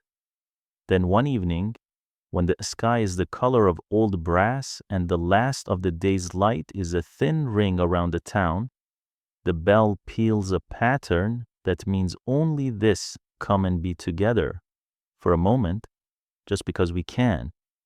You step into the square with everyone else and feel something like time itself lower its head, as if to be stroked. You stink. Everyone stinks. That is simply the baseline of the age: smoke in your hair, tallow on your sleeves, the animal musk of work. So when you finally assemble a pocket full of coins and push open the door to the local baths, you expect mercy: a tub, hot as courage, a wooden ladle, steam that lifts a week from your skin like a veil. Instead, you meet a plank nailed across the threshold and a wax seal stamped with the town's arms. By order of the council, all bathhouses are to be closed until further proclamation. The steward reads it aloud twice, just in case hope is hard of hearing. The baths were never just about water. They were the town's warm commons, where steam softened quarrels, where gossip rose as easily as vapor, where you could sit and feel your bones forget they are bones. The tubs were wide as barrels, ringed by low benches. The air smelled of wetwood, rosemary, mint, sometimes vinegar. If the owner was cautious about bad air, a boy brought hot stones with tongs and hissed them into the trough. A woman with hands like bread kneaded knots out of your shoulders. Someone's laughter bounced from plank to plank. A peddler, naked to the waist, swore on 3 saints that his soap olive, hard, Miraculous would make even a tanner's apron forgive. It was also, in the frank arithmetic of towns, cheap pleasure. Baths were called stews in some places, and stews drew stew maids, and where bodies relaxed, some were hired for more than back rubs. The town tolerated it because a place that lets people let go is a place that sleeps easier, until disease walks in, wearing no face at all. When the plague hums at the edge of the map, the council learns new verbs: shudder, forbid, quarantine. The physician argues that heat opens the pores, that pores are gates, that gates invite invasion. The priest argues that flesh is weak, and rooms full of naked laughter invite worse than fevers. The aldermen argue about taxes, how much wood a bathhouse burns, how many carts of faggots vanish into steam, how quickly a town made of timber should decide that fire ought to be rationed to bread. Your memory compresses time, so it feels like the bands were always there, but they were not. The baths fall in and out of favor like a neighbor's song, loud 1 month, muted the next, depending on whether sickness has found a foothold, whether a scandal has caught the bishop's ear, whether the guilds need to be seen as serious. Without the bath, you do not stop washing, you simply wash poorly. You heat water in kettles whose sides are already faithful to soup and laundry. You stand in a wooden tub meant for dyeing cloth. You use a rag, coarse as your patience. You scrub where you can reach and pretend the rest will take care of itself. Soap is a luxury. Ash and lye do most of the work, burning your knuckles raw. In winter, hauling buckets from the well turns your fingers into bells that ring pain against the cold. The women in your lane swap advice, change linen, often fine cloth, sips sweat and keep smell at bay, rub with vinegar and herbs if you can spare them, keep hair braided and oiled, not too much.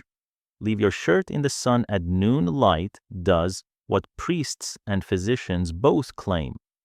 Cleanliness becomes a patchwork made from habit and hope. Those who can afford to ignore the ban do. In the stone houses near the church, a noble's servants carry hot water up narrow stairs to a little room with a copper tub. Someone has scented oil, someone has fresh linen, someone has the luxury of pretending that rules are for the street. The rest of the town watches the smoke from those chimneys at night and knows exactly what it means. You learn to read smoke like writing bluish for damp wood, fat and fragrant for kitchen fires, thin and steady for a bath someone is not allowed to be taking. The baths, you're told, were once nobler things heirs to Rome, with their laboring furnaces and brick flues that curled like sleeping snakes beneath the floor. Your town's version is humbler, but the idea is the same. Heat and water and company make the world briefly bearable. On market days, the bathkeeper sold tokens, little discs of lead stamped with a bucket or a sprig of mint. He rang a bell when a tub was ready. Mothers brought infants to be soothed. A barber set up in the corner with a basin and razor. A chirurgeon sometimes rented the hot room for sweat cures. Swearing by theriac and time. When syphilis began to slither its way through beds and alleys, no one yet agrees on where it started. Only that it burned the bathhouses became a convenient suspect. If sin swims, then close the pool. That is logic enough for men who listen more to fear than to water. The church's ambivalence is its own weather. Bathing can be decency when it means warmth and health, It can be a scandal when it means nakedness and strangers. In one decade, a sermon praises modest washing. In the next, a bishop raids the stews with constables and a bucket of indignation, hauling proprietors before the consistory, fining them for mixed company and indecent services. Yet the same bishop might keep a private bath, tiled and scented and quietly attended, because rank has always found exemptions written in invisible ink. You miss the fellowship more than the soap. At home, you wash and shiver alone. In the stews, you learned things, the name of the Fletcher's new apprentice, the rumor about wheat prices 3 towns over, the whispered warning that a certain reeve has taken to measuring grain with a spoon bent low. In steam, differences blur. A carder and a notary let their bellies out and tell the same joke. A widow and a girl 2 years from marriage sit hip to hip and talk about childbirth as if it were a river they must both cross, and they begin to believe that the bridge will hold because others have walked it. The baths were a soft guild of bodies, a place to learn how to be human by proximity. Shut that, and you do not only raise the town's smell, you turn each house into a harder island. Of course, there were crimes, and of course, there were measures. Doors between the men's side and the women's side nailed and unnailed. Depending on the decade, lanterns required to be hung, then ordered to be dimmed. Steam rooms made smaller, then larger. Fees tax farmed to a canon who tisked about sin and counted the coins with practiced fingers. In some cities, the stews were licensed openly. Oddly respectable in their regulation, keep no married women, accept no clerics, admit no customers with the pox, close on holy days, keep tubs and sheets clean. It made for a bureaucracy of bodies inspectors with clipboards of parchment, fines tallied in red, seals pressed into wax that warmed again and again under summer hands. On the day your bath shuddered, the bathkeeper closed his hands around the rope that used to hoist buckets and said nothing. Then he turned, went to the back, and carried a stack of wooden boards to the front. He did what the council would have done, but quieter. He knows the townsmen with the long coats will come tomorrow with their own boards, their own seals, their own laces of words, and he decides to do it himself first. For dignity, you help him lift the last plank because you're not your temper's servant. He thanks you, and you both stand there smelling of nothing you would brag about, while the day does its work of being day. The weeks after a closure are when everything starts to creak. Hands crack, tempers shorten, the ale smells louder. The midwife says the laboring do better with warmth and asks the council for a special dispensation to use the hot room at night just for the birthings. She is refused, then she is granted, then she is refused again, depending on who attends the meeting. A physician, one of the good ones, who has seen enough to be modest, argues for sweat cures for certain fevers and better ventilation for the hot rooms, with shutters high that invite wind without inviting eyes. The bathkeeper builds the shutters at his own expense, because hope is an accountant only at first, and then, as with bells, as with curfew, as with nearly everything in this world, the ban lifts, not because the town's morals have changed, but because the town cannot bear itself any longer.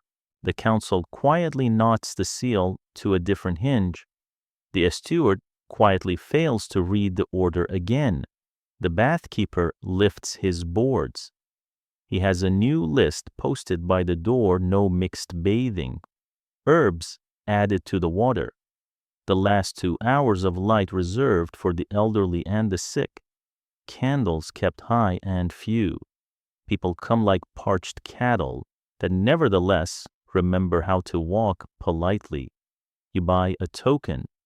You sit on the bench and watch steam find the roof, and the roof let it go.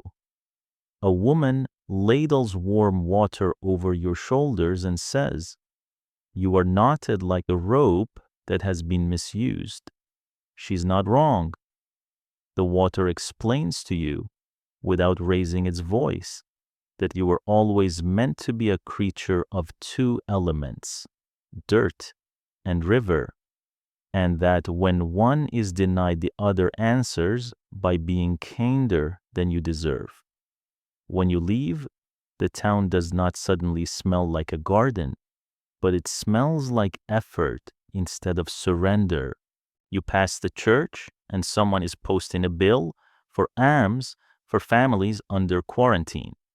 You pass the square and a boy is selling sprigs of sage, silver and pungent.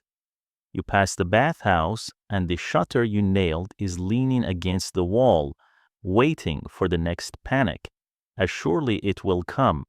You know now that law is not a single plank, but a hinge swinging open, swinging shut, squeaking, then oiled, then squeaking again. You can dislike the hinge and still be glad the door exists. You can loathe the cold and bless the steam. You can walk home lighter, skin tight as a drum, and swear you will change your linen tomorrow. And perhaps, because habit is law's kinder cousin, you have done well for yourself, which is its own kind of danger.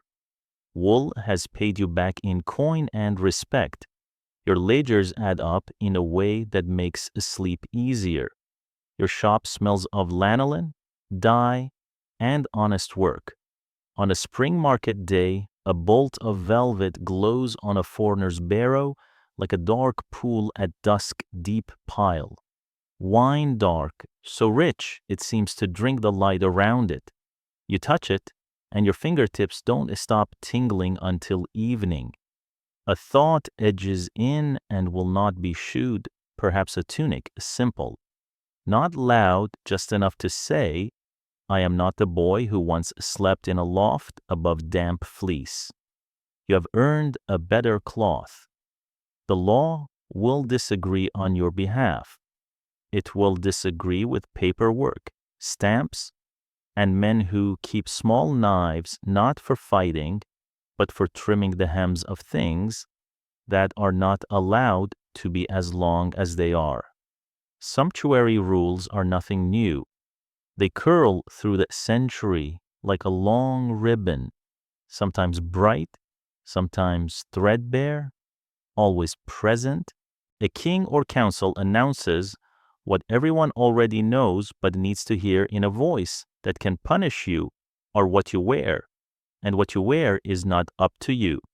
In some years, the proclamations are grand chapters listing fabrics, like a merchant's catalog, a scarlet and murrey, camlet and taffeta, sendal and sarcenet, each tethered to rank or income, ermine on a commoner out of reach, miniver trimmed sleeves.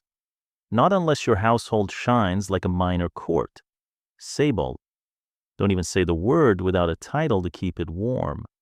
Purple remains its own jurisdiction altogether. A pigment with a sheriff.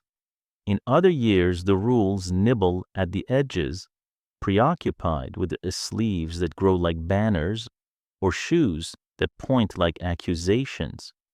On feast days, you see nobles totter in poulaines so long they must be lashed with ribbons to the calf. Afterward, a proclamation limits the length by rank, because it offends order if a draper's toes can aim past a knight's.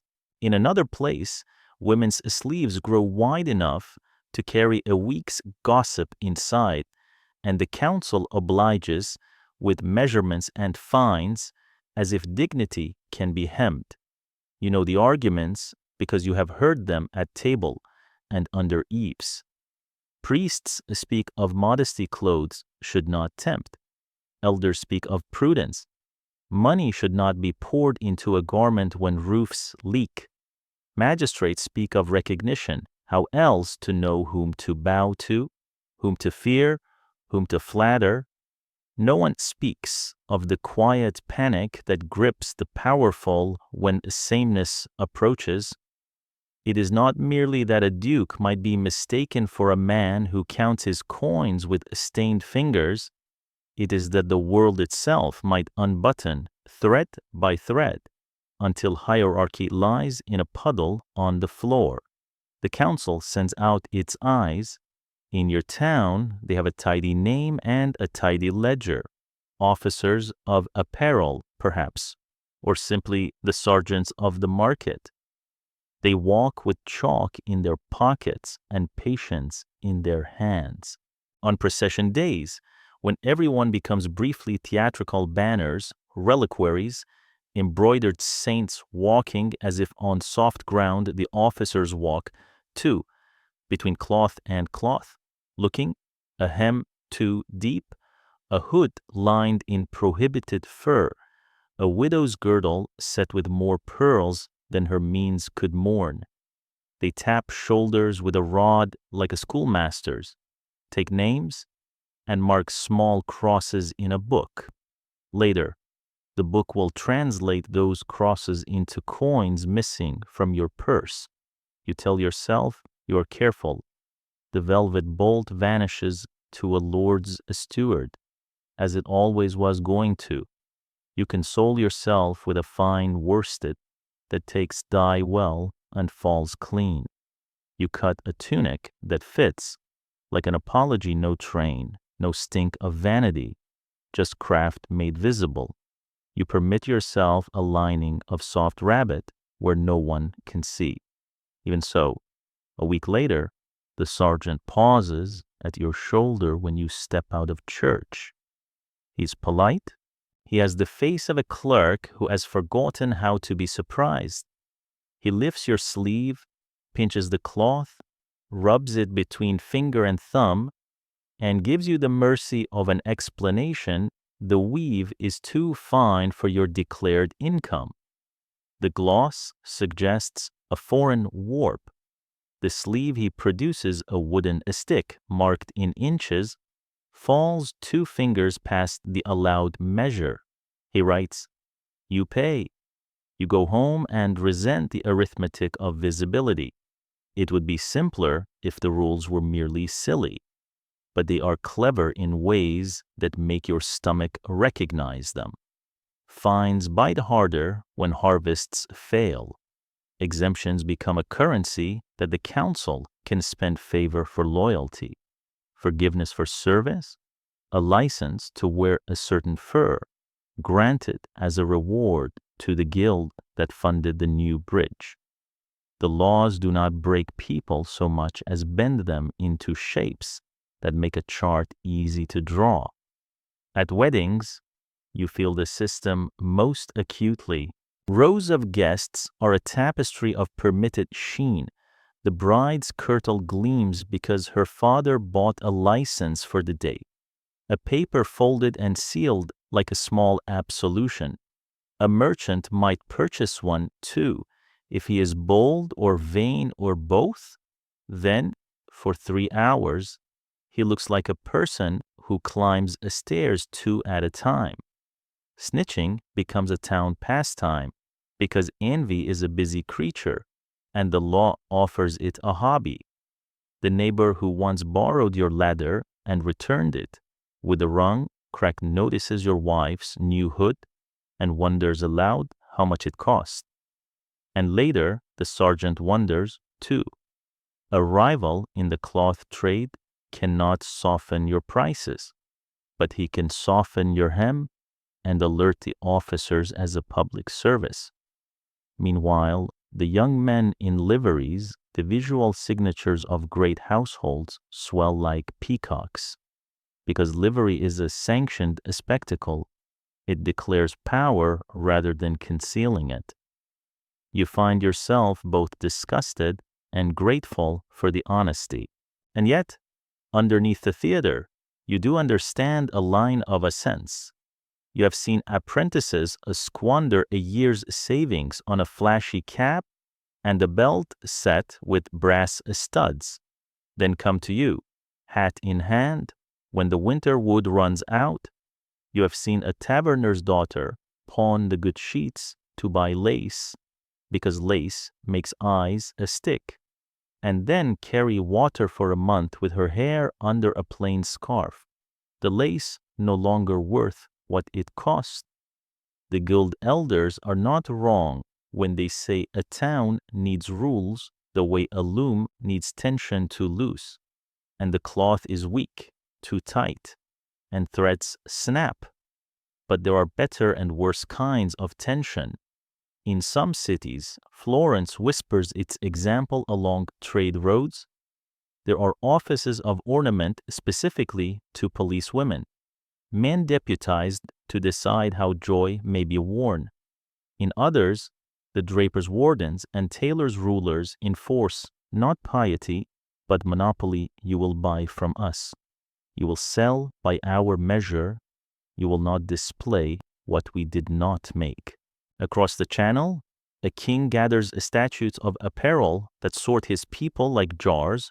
On a shelf, yeomen here, merchants there, knights above, dukes above that, the lid of royalty tight as a seal.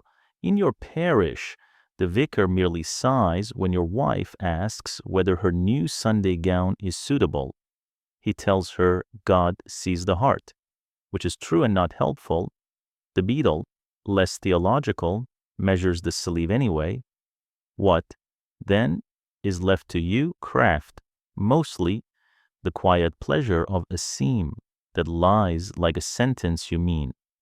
You learn that good cut can make cheap cloth look honest, that a double fold at the hem gives weight and the sways like confidence without shouting, that linen next to skin is the first luxury anyone should buy, that a mended elbow tells a better story than a boastful shoulder. You become the kind of man who can look at another man's coat and read the month his fortunes turned, the year his son took ill, the moment his shop began to hum. Clothes are diaries that cannot help blurting the truth. On a feast day, the Duke processes past as if gravity has agreed to be his valet. His mantle requires 2 pages just to teach it where to go.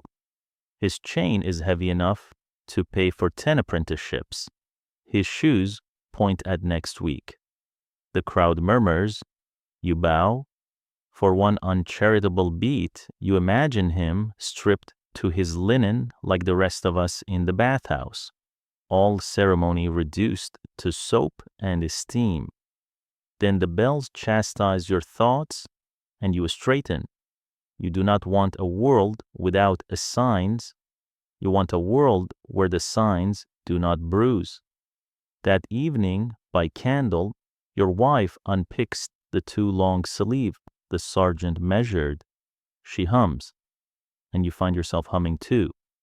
She shortens the fall by 2 fingers and finishes the edge with a neat whip stitch that will outlast both the fine and the fashion. You take the trimmed strip and fold it away. It will line a child's winter cap, or the cuff of a glove, or the small pouch your daughter says will keep her chalk dry. The law has not stopped you from making something better than you had. It has only reminded you where not to shine. On Sunday, you wear the tunic again. No one notices, which is to say, everyone does. But in the way people notice things that fit by not tripping over them. The sergeant nods. The neighbor with the cracked ladder nods. The velvet you didn't buy walks past on another man's shoulders and rustles like a river you will not cross today. Your palms remember it briefly. Then the moment passes, as moments do, and you catch your reflection in the shop window sober cloth, clean line, a life that has learned to resist both shabbiness and shouting. You lock the door, chalk the day's accounts, and set the trimmed strip beside your daughter's slate. She grins, because to her, a forbidden silk is still silk. Even when cut thin as a ribbon, she ties back her hair with it and looks, for a heartbeat, like a future the law cannot quite measure. You do not stop her. Some rules keep the town from falling apart. Others are just scenery for a stubborn hopes. Hunger is not a feeling, it is a schedule. Morning pottage onions slack with boiling, cabbage surrendered into gray softness. Then the long ache that stands beside you at the plow like a silent partner. By noon, your hands smell of earth and iron, and the ghosts of leeks. By dusk, you are thinking of meat so intently you can taste the phantom crackle of fat. Tonight, you decide you will buy something celebratory. A goose, perhaps, or white bread, the kind that breaks like cloud. You hold the thought in your mouth the way a child holds a berry. The market answers with laughter written in prices and rules. You know where the white bread sits. It glows on the baker's board like full moons among stones. Not for people like you, not often. Those pale loaves' manchets are sifted again and again until the flour turns polite and delicate, fit for a lord's trencher and a lady's fingertips. What you can afford is maslin, a mixture of wheat and rye, honest as a handshake and twice as dense. Some days it is horse-bred peas and beans ground into the dough until the loaf eats back. You slice, and the knife tells you your place. There are men to make sure the knife always says the same thing. The assize, by whatever name your town uses, binds bread to justice, not justice as you would define it when your children blink at an empty bowl, but the crown's arithmetic when grain is dear. Loaves must shrink. When grain is cheap, loaves must swell. And if a baker cheats the scale, he wears his punishment in public like a new garment. You have seen it, a defective loaf hung round a neck, a baker's backside introduced to the pillory's wood, a fine levied so exact it seems a theologian did the math. Ale is measured too. An officer with leather breeches and ale conner in some towns presses a puddle of beer on a bench and sits to see if the sugars glue him fast. If his trousers lift with the foam, the brew is too strong or too sweet, or most damning too small for the price. Laughter follows, but also a fine. The town will have its fairness, at least on paper. You have learned the choreography of purchasing. You finger the manchette and watch the baker's eyebrow rise just enough to move your hand to the maslin. You ask the poulterer about goose as if it is only curiosity, and he explains pleasant now because you are not arguing that geese are for feast days in households with pews near the nave, and for everyone else at Michaelmas if the year has been kind. He suggests a smaller bird, something with more bone than meat and a flavor that requires gratitude to swallow. He's not cruel. He's describing a map. Class writes menus the way a scribe writes charters. Nobles eat a swan with a stamp carved into its beak to proclaim ownership. You have heard of such marks. and of the penalties for anyone who puts a royal bird in a common pot. Venison steams at the high table, lit by candle and attention. You remember the forest laws well enough to taste fear with the gravy. A peacock arrives gilded, the skin painted and stitched back over the roasted flesh, so it can enter the hall wearing its own fame. The high-born spoon lamprey pie with a seriousness that suggests religion. You, and most of the town, live between onions and hope. You're as too seasoned with whatever grows near your door and whatever your neighbor owes you. It would be simpler if this were only vanity with a knife. But need is one of the cooks in this kitchen. The town's granary counts slowly and sternly. The reeve knows how much barley will be required to get to Easter if the winter stays fanged, and how much rye must be held back so the sowing does not crawl into spring naked. Laws about food are partly about faces at the table, but they are also about the two dreadful emptinesses, an empty field and an empty barn. When cattle are precious, the church finds 40 ways to tell you that fish is holy on days that cluster like geese on water. When fish fills the calendar, the herring boats fill the harbor. And suddenly a coastal town thrives because your parish has learned to pretend the sea is a penitent's supper. Bread declares hierarchy most clearly because everyone, from a steward to swineherd, must touch it. Watch the trenchers at the manor yesterday's bread, dried to a plate, cradles venison and gravy until it is sodden and sweet enough to be given away.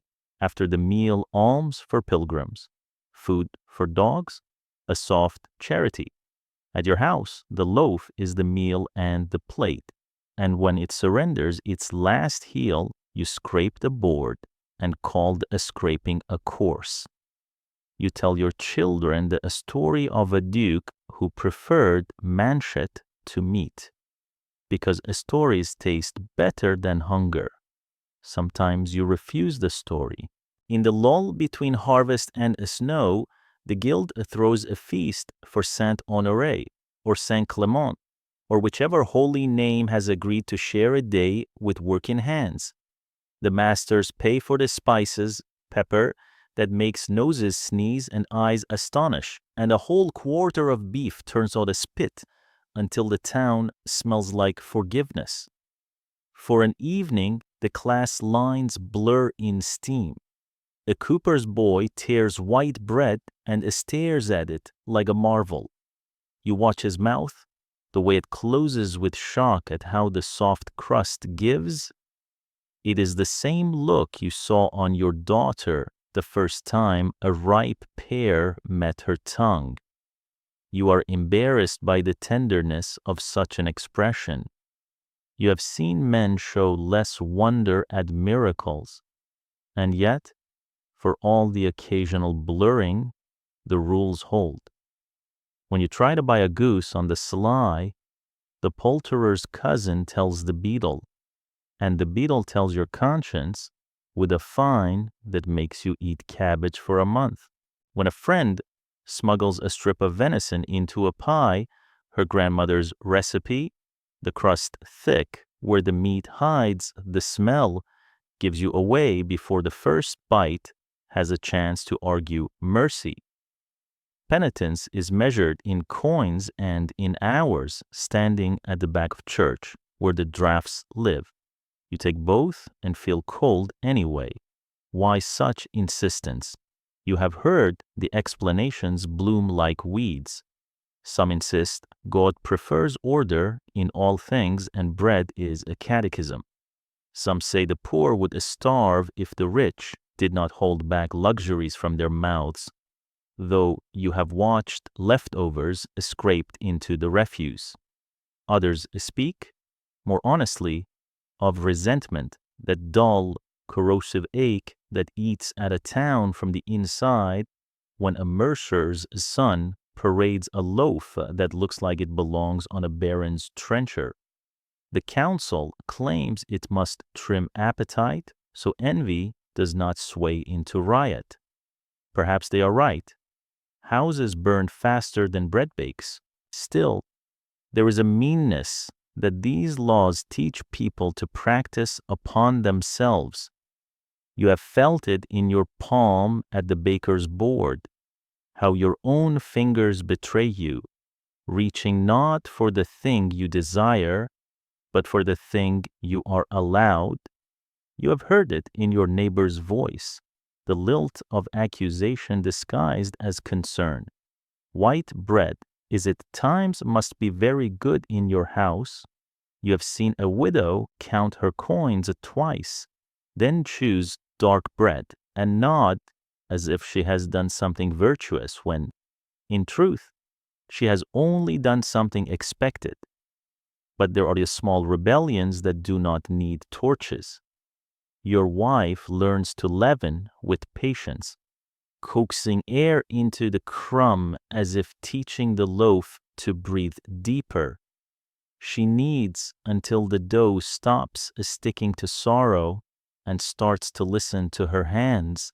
You trade an afternoon's repair of the baker's roof for a handful of finer flour that she hides in a jar marked salt.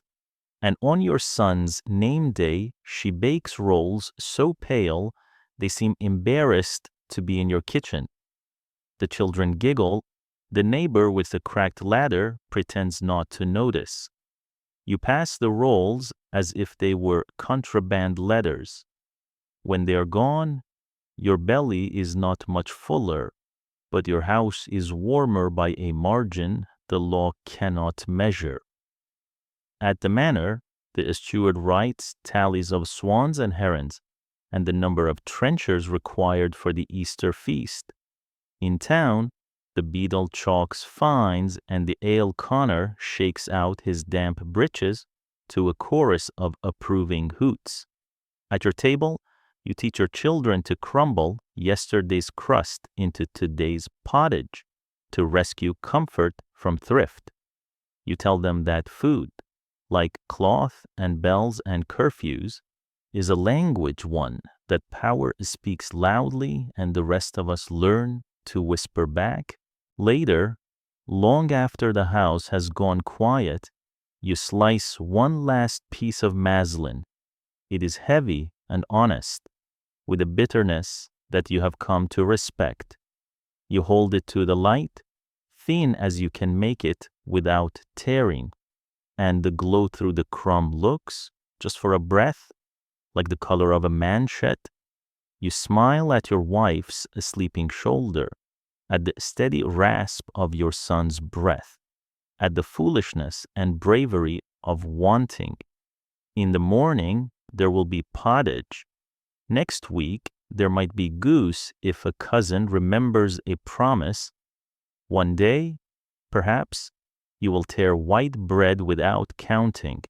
Until then, hunger remains a schedule, and so does hope. The cough is small at first, more apology than alarm. You tug your cloak tighter and hope the sound dissolves into the market's chatter. But heads turned away, wheat turns in a wind all at once, all in one direction. Somewhere a child is pulled closer to a mother's skirt. A fishmonger's knife pauses mid-fillet. The town, which a heartbeat ago was only a tangle of errands and gossip, becomes a listening animal. This is what it feels like when sickness returns. Not a rumor, not a sermon, not a black-robed figure at your door. A cough, and then the town changes shape around it. By evening, the beetles are moving faster than bells. A constable chalks a sign upon your lintel. A clumsy cross blooms in red, as if the door itself were bleeding. A scrap of prayer, Lord, have mercy on us, is tacked beneath, less as comfort than as notice. You hear the bar slide from the outside. and the door you have latched 1,000 ordinary nights is now shut by another man's hand.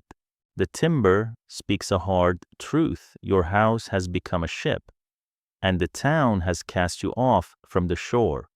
You inventory your kingdom, 2 rooms, a hearth gone sulky at the sudden attention, a bucket, a larder that had looked honest at noon and looks inadequate now. The littlest one thinks, this is a game.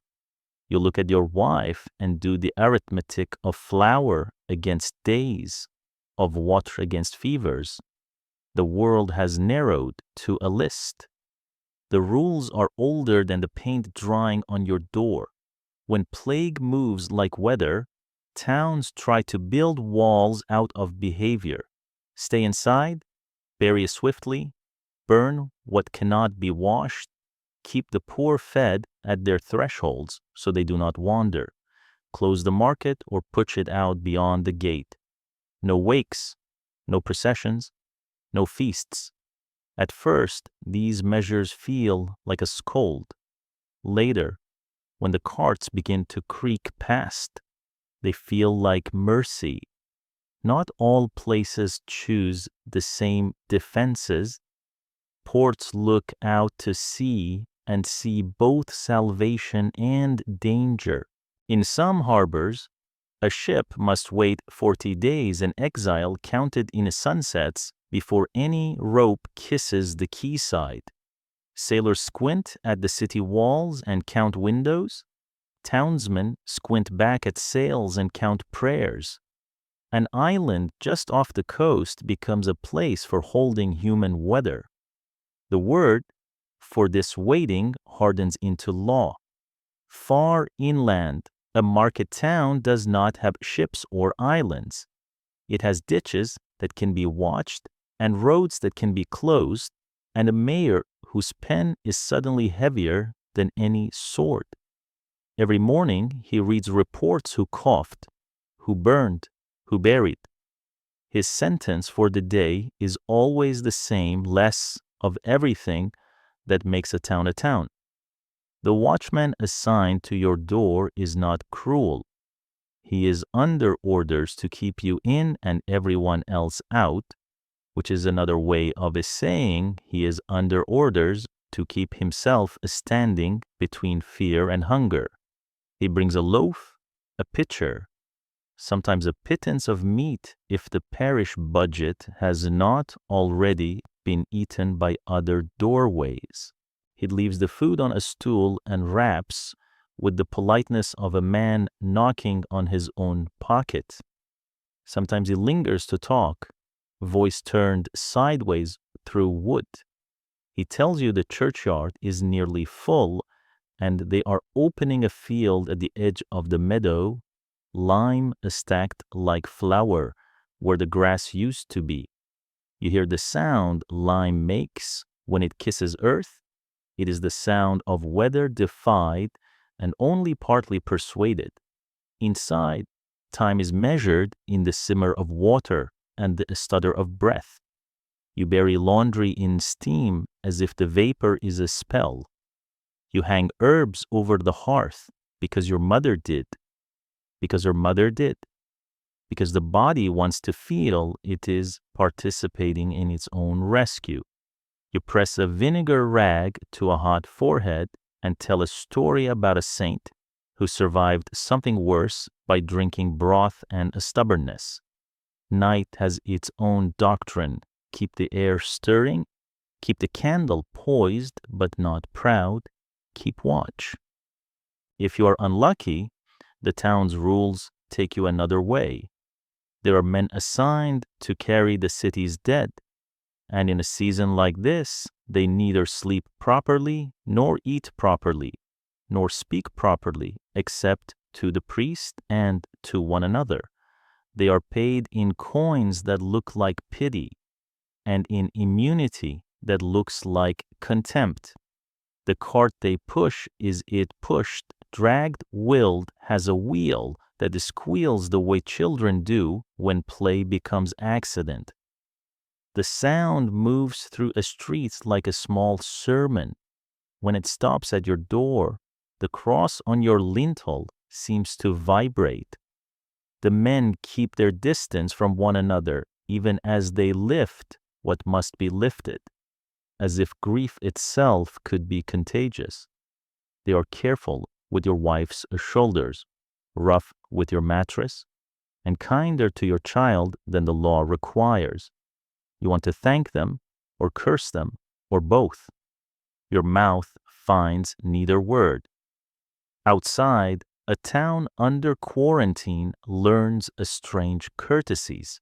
Neighbors who used to nod now assess distances like surveyors. A friend leaves onions and resolves on your stoop and arranges them into an arrow pointing at your door, as if hunger, too, needed signage. The parish clerk takes down names in a book with margins already thin from the season. He writes as small as he can, as if shrinking the words could shrink the dead. A weaver hammers a shutter closed and tacks up a notice: no entry, no credit, no visitors. He spends the afternoon unpicking cloth he wove in a spring, because plague has a way of teaching people that time can move backwards as well as forwards. Not all piety is useful. At the beginning, a procession is proposed relics in the sun, a serpent of penitence to scare the sickness away. The priest hesitates, then declines. He has learned the geometry of breath. He has seen what happens when bodies bunch, even for God. He rings the bell alone, and his voice carries over empty streets the way a father's voice carries in a house where someone is ill. Brave, steady, pitched just below panic. In other towns, the bell is silent on purpose, as if silence itself could be medicinal. Rumors have their own contagion. The disease was brought by a foreign peddler. It came clothing itself in rancid air from the marsh.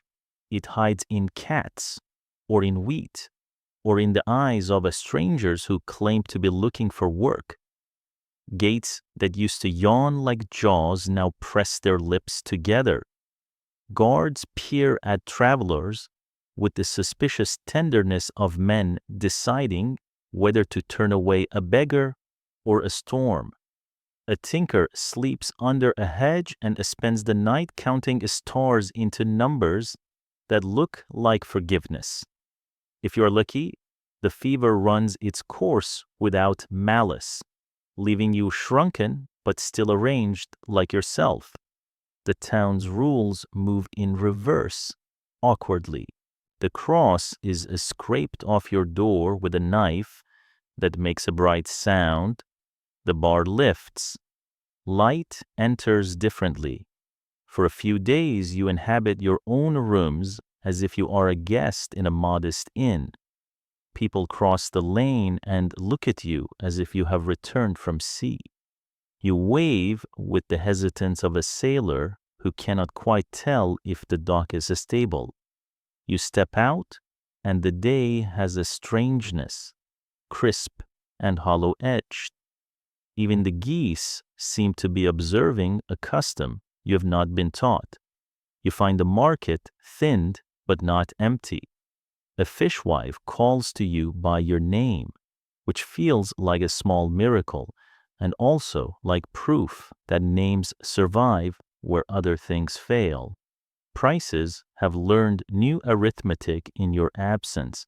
You haggle without brass, simply to hear yourself argue like a living man. You buy onions, salt, hope. You carry it all home and set it on the table and touch each thing as if the table were an altar, which perhaps it is. Today, do the rules matter?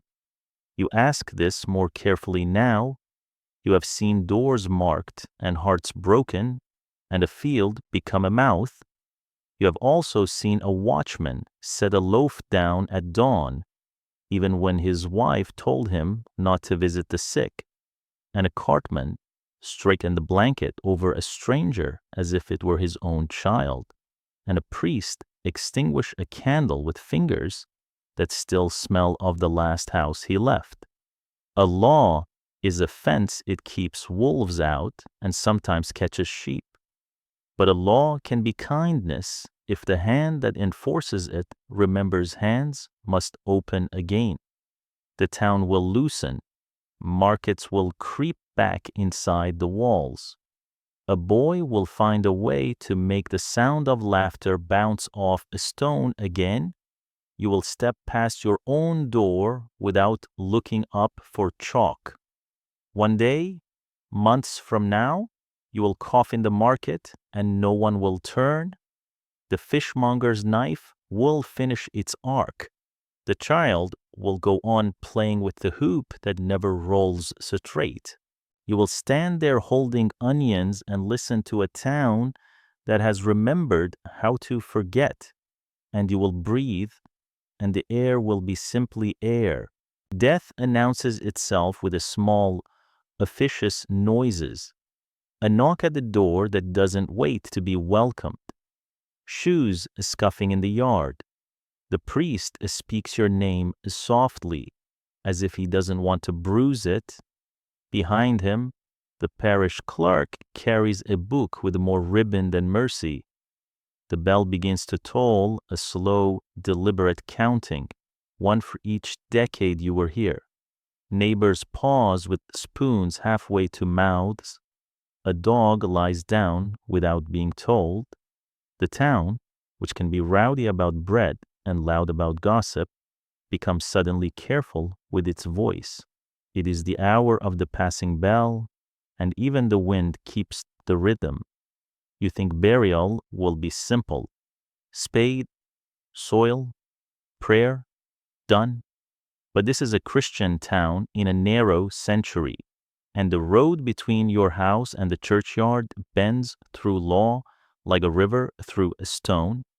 The first stop is the lich gate, where the living pass you to the border of the sacred.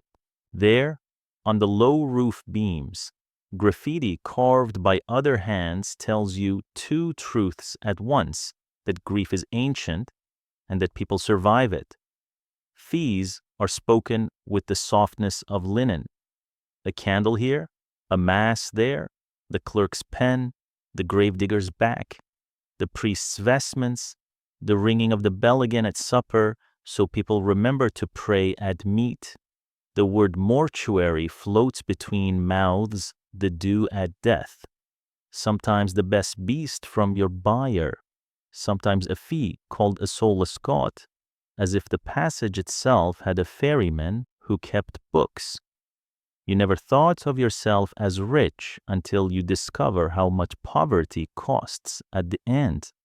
Consecrated ground is a jurisdiction as stern as any king's. If you died baptized, confessed, reconciled, your body may rest inside the rope of holiness so long as there is room, and there is never quite enough. If you died by your own hand, the rope tightens and slips away. Your last bed is a crossroads where no prayers are said. The earth tamped hard, so your spirit will not wander back along the lanes. If you died under sentence, stakes and gibbets make their own liturgy, the body displayed as a law's punctuation, then buried shallowly in shame. The margins of a map have always been places for monsters, and in a medieval town, the margins begin just beyond the church wall. Within the wall, the ground is busy. The earth here is a ledger that must be balanced. A burial is a lease with a term set not in years, but in soil and weather. In a decade, sometimes less.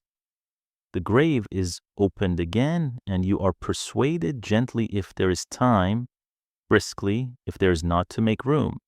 Your bones, patient and articulate, are gathered tenderly and carried to the charnel house.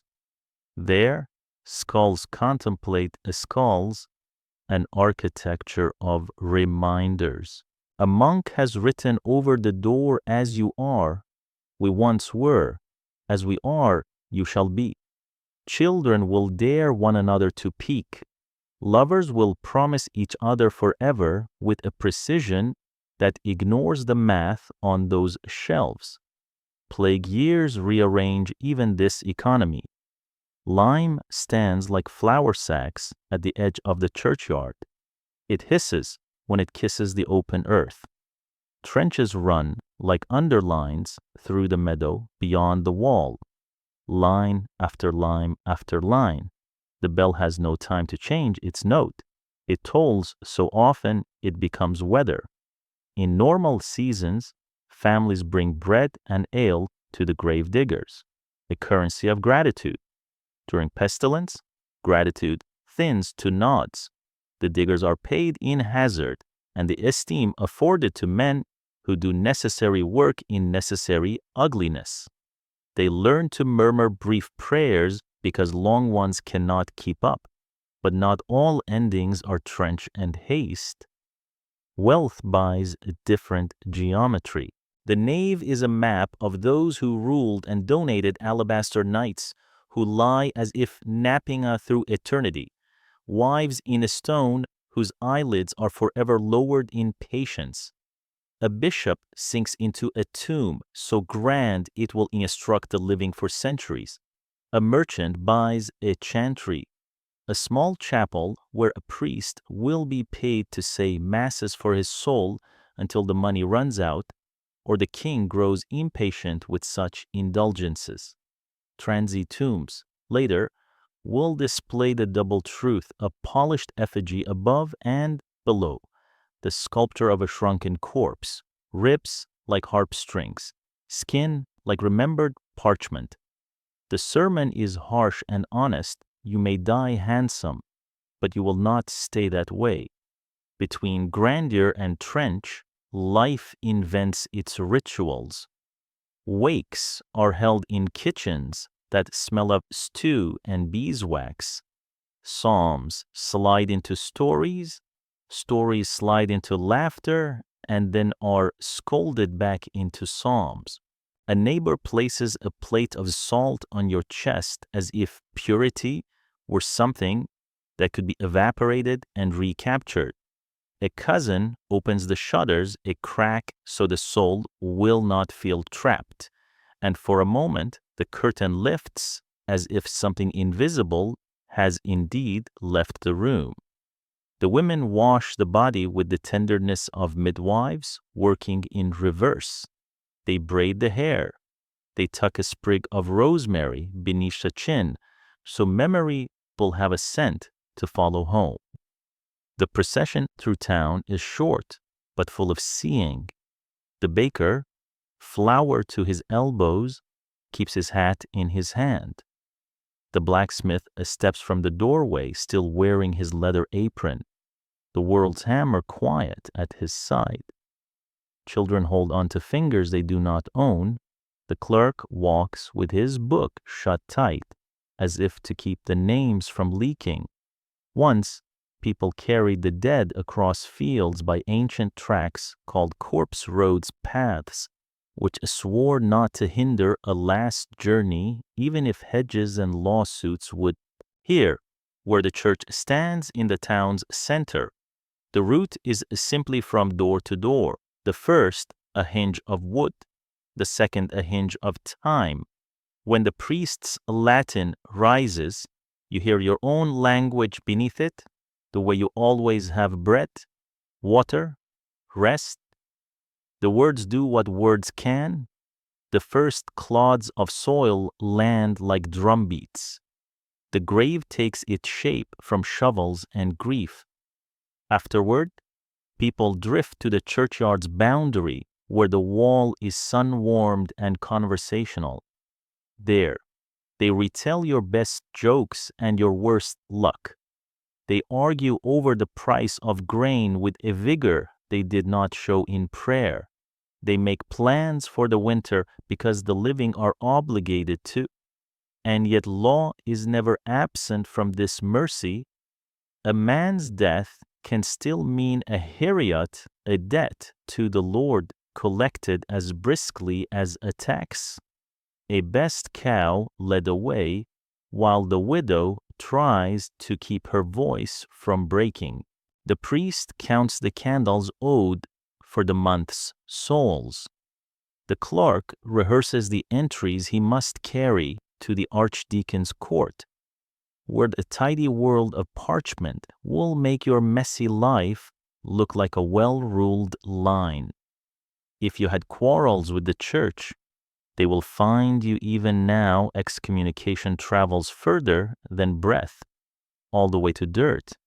The gate can shut with theology as readily as with iron. But the church is also a memory keeper. Names are painted on boards, carved into slabs, murmured in the intercessions on cold mornings when the breath of the congregation looks like incense and the real incense looks like fog. A widow pays for obits yearly remembrances that stitch her to the calendar so that grief arrives on schedule with the saints. A boy, bored and overawed, traces letters with a finger until the beetle slaps his hand away. Decades later, he will come to the same spot and find that tracing in his bones. The poor have their corner a mass of mounds without ornament, except the green insistence of grass. A pilgrim will stop there and say a prayer he owes to everyone and no one. Children will race over the mounds, feet drumming life into a place full of its opposite, until a mother hisses at them, and they remember this is a field for walking softly. In the spring, cowslips come up unbidden, and neighbors suspect the dead had a vote in it. Ordering and wildness coexist, as they always do in churchyards and in hearts. There are exceptions that reveal the rules. A woman dies in childbirth. The priest hurries, anoints, baptizes, blesses, griefs all at once. His hands a blur. The baby breathes, then doesn't, then does. The gossips later agree the priest earned his bread that day. A stranger collapses at the inn. No kin claim him. The parish takes him, writes him down as John Nobody, and bids him as decent a farewell as coin permits. A felon swings until the crow is bored. A cart arrives at dawn. The grave is dug beyond the hedgerow, where nettles organize their own parish. Each scene is the law answering a different question, all of them versions of the same query. How do we keep a community in one piece when time keeps picking at the seams? In a better year, the charnel house door stays closed longer. The burials are single, the candles sufficient, the bell pleasantly occasional. On certain evenings, you walk the churchyard after Vespers and feel the town's history rising like a tide around your ankles. You greet the familiar dead with a nod, half mocking and half serious. Old Matilda, who brewed stout enough to raise the fallen. Carolus, whose boots could be heard before he could. Perkin, who sang badly and believed it was fine. The wall keeps the wolves out and the ancestors in. You go home warmed by bread and ghosts. And because hope has always been smuggled into cemeteries, there's this, a child chasing a hoop between stones, laughter ricocheting off epitaphs, a pair of hands repairing a fallen cross with the string and gentleness, a widow pressing her palm to a name and saying, "Tomorrow I will bring dime."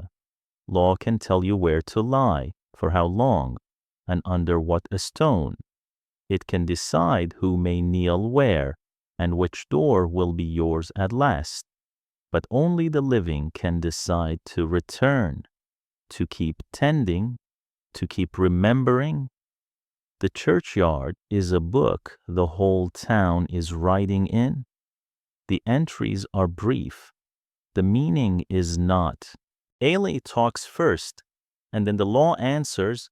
A tavern after vespers, benches crowded, dice clicking like beetle carapaces, a boy threading through with jugs, the hearth working hard to disguise a dozen damp wool cloaks.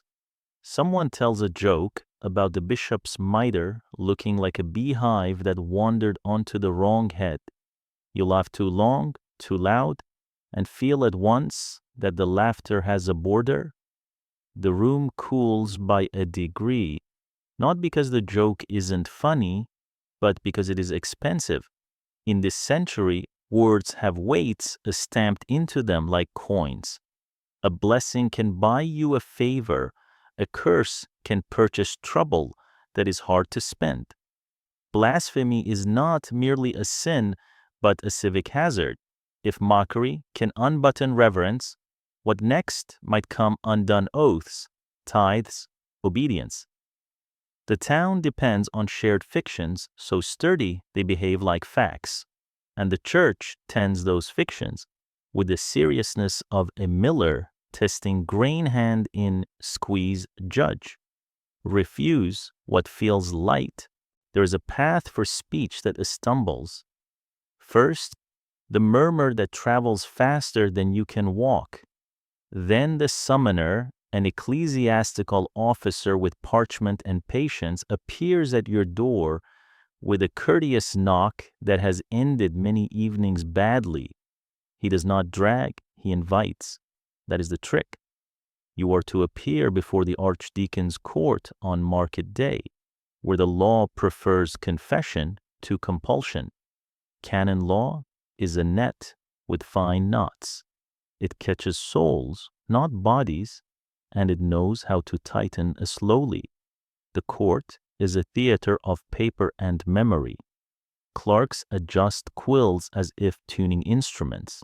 The archdeacon sits in a chair that belongs to a lineage, not a man. The charge is read in Latin, then in words you understand too well. You protest that it was only talk. Yes, the court answers. That is why we are interested.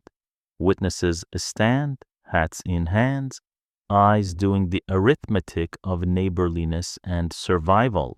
Presentment is a communal sport. It is safer to accuse together than to defend alone. Sometimes the court will accept compurgation oath helpers who swear that you would never say such a thing because you are not the sort of person who would. But oaths have grown dear since men learned to spend them cheaply, and the archdeacon is wary of bargains. Punishments are crafted to be seen. A fine, if your purse can stand it. More often, penance barefoot in a white sheet, a candle guttering in your hand. You walk the nave while a psalm is sung that seems unfairly specific. Another day, you stand at the church door during high mass while neighbors step past the contrition you wear on your face. You are learning the town's second catechism, that shame is a form of civic glue. If the offense is sourer, the joke becomes a doctrine. The doctrine becomes a refusal. You may find the steps steeper. A pilgrimage is prescribed, not for your holiday, but for your humiliation. Your feet will remember every mile. There are harder edges. Heresy is what happens to opinion when it hardens and refuses to move. Once, variations in belief were perish weather different winds in different valleys. But the 13th century taught Europe to fear the thunder movements with their own texts, their own liturgies, a stubbornness that could restructure towns. The church learned new verbs, investigate, inquire, and new furniture's tables for lists, rooms for secret talk, chests for sealed confessions. Most who wandered into that territory were not burned. They were nudged, warned, compelled to abjure, to wear crosses on their clothing for a season. to recite creeds until the tongue made the mind behave. But the fire existed, and everyone knew it did. The threat is part of the ritual. The ritual is part of the power. Not all dangerous speech runs uphill toward doctrine. Much of it runs sideways across fences. Defamation is a parish epidemic. You say a neighbor watered his ale, and he drags you to the same court that rebukes heresy, demanding you pay not in coin, but in restitution of reputation. Here, compurgation still lingers. Friends swear you are honest. The insult is retrieved. The ledger of honor balanced with words about words. Elsewhere, in the town court, the verdict is more tactile. The pillory receives the mouth that ran too fast. The stocks reacquaint ankles with patience. The market watches. Some throw eggs. A woman labeled a scold because she fought her battles with nouns, and the neighbors grew tired, finds herself paraded with a kettle tied about her neck to amplify her silence. The law is fond of acoustics. If you speak against the king, you enter another weather system entirely. Treason is the crown's theology, and it borrows the church's tools while claiming they are swords, not croziers. But most people do not orbit kings closely enough to be burnt by their sun. Your danger is nearer a priest whose dignity you bruised, a reeve you accused of theft in a room that held 3 witnesses and a grudge, the guildmaster whose prices you mocked in earshot of apprentices who do not need more encouragement. The difference between opinion and offense is not always visible to the naked eye. The court will show you the measurements, yet the law is not a single mouth. There are mitigations.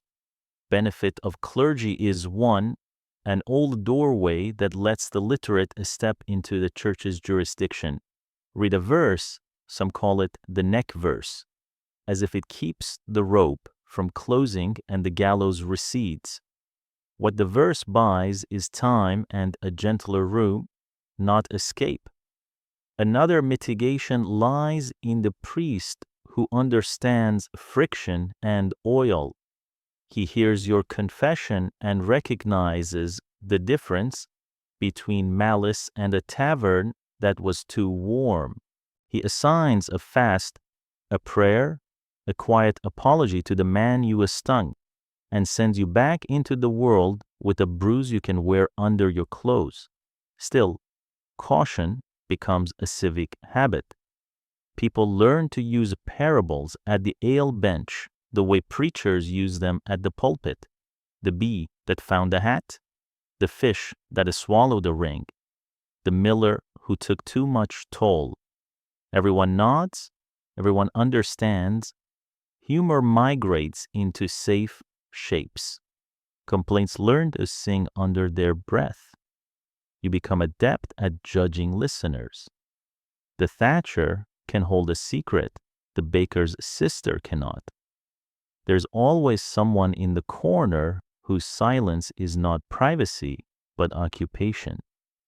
He's assembling a story that will walk farther than you can. What does a culture lose when it loses the reckless mouth fights? Certainly, also inventions that begin as mockery and become policy. But the culture would answer that it keeps the night quiet and the fields sown. The town has so few tools for order bell, wall, oath, bread, it cannot afford to watch them rot under laughter. Meanwhile, satire goes to ground and grows clever. Mystery plays will make the devil look like a local official with a paperwork problem. Saints will learn to scold with such elegance that even the sinners clap. In a century with so few safe weapons, wit becomes a dagger you can hide in a psalm. There are seasons when speech grows braver. A preacher with fire in his throat walks the market cross and says aloud what you have only dared to mutter. He is hauled away later that week, yet the echo of his daring stays. Elsewhere, a scholar writes a book whose footnotes are red-hot coals. You will never see the book, but you will feel the church doors open a thumb width wider in the years after. In times of plague, the town speaks bluntly because death has made it efficient. In good harvests, tongues grow lush and careless. The law breathes in and out with the century. Now and then, mercy arrives wearing a comic hat. A parish priest who knows your father remembers a certain winter and lets your penance be the mending of a widow's fence. An archdeacon, weary of shaming, sentences you to repair the church roof. You do it well and find you like the view from the nave beams. The town learns that your loudness can be useful when turned against the right enemy, a crooked weighman, a cruel employer, a coroner who prefers quick verdicts to true ones. You discover that the law will tolerate your voice if it speaks for the fabric that the law itself pretends to guard. But never forget the scale and what sits on it. Words do not vanish when spoken here. They take up residence. They have addresses. They pay rent in rumor. They breed. Your jest about the beehive miter will appear years later in a different mouth with sharper teeth. It will bite someone who looks like you. You learn the art of the pause to hold a sentence up to the light, to test its seams, to decide whether to swallow. It is not cowardice. It is surviving in a town where bells measure not only the hours, but the decibels of your soul. And so, when you raise your mug again, you choose a safer target, the weather, always culpable, the road, forever scandalous. The table relaxes. The boy with the jugs snorts beer from his nose because someone mispronounces a saint's name in a way that is only accidentally indecent. Laughter returns to its old job, which is to sew up the day's splits and make the stitch line look artful. Outside, the night is cool and full of stars that never ask for penance. For an instant you envy them. Then the bell speaks, and you remember the shape of your own voice and where it is permitted to go. Night comes like a lid, and the village breathes shallower. You have earned your bowl of stew, your moment of orange light, your hour when the day unknots its fists. The hearth is a small sun, and, for a few precious minutes, the room is a republic of warmth, shadows soft, the baby dozing, the dog turning in a sighing circle by the settle. Then the bell speaks, not a melody, this time an order. It is the same syllable the town has taught you since childhood, the same word etched into the timber of your bones cover. Curfew. They call it couvre-feu, cover the fire. It is not a suggestion, not a courtesy. It is a rule baked into roof thatch and stitched into every thatcher's fear. The reeve and his beetles walk the lanes listening for the sound of disobedience, the hiss that means a log refused to die, the treacherous glow that slides under a door like a fox. In a place built of wood and wishes, one spark is 1,000. No lord will pay for your ashes if the street goes up like a dry hedge. So you shovel damp earth onto embers until the hearth goes from heart to scar. The room growls itself cold. You tell yourself it is only for the night.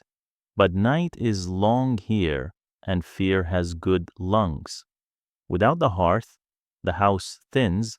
It feels like an apology. Air turns tin.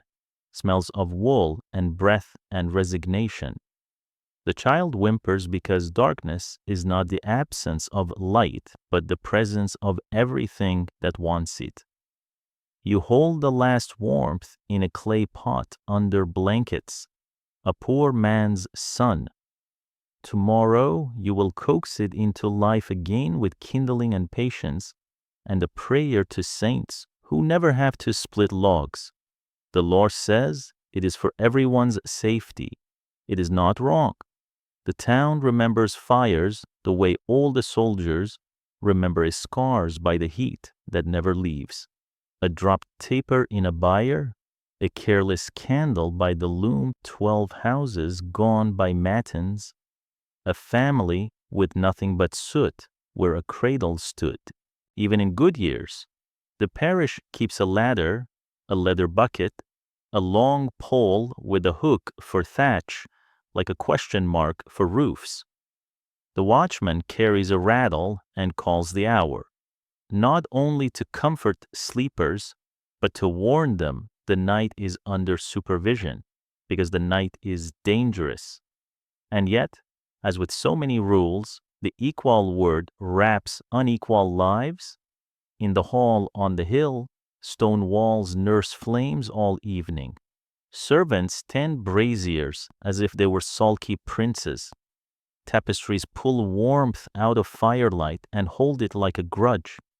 The Lord's steward will explain to anyone who asks that the stone resists, that duty requires vigilance, that important people must remain wakeful to govern you better.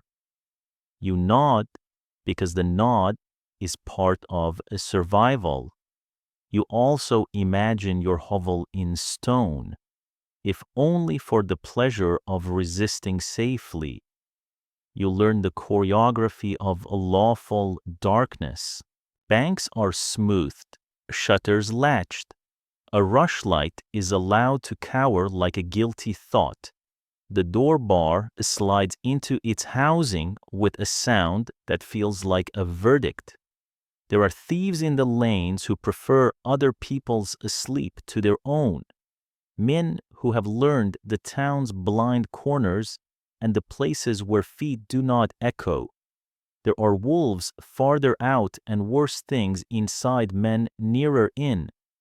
Curfew is not only about fire, it is about a stillness.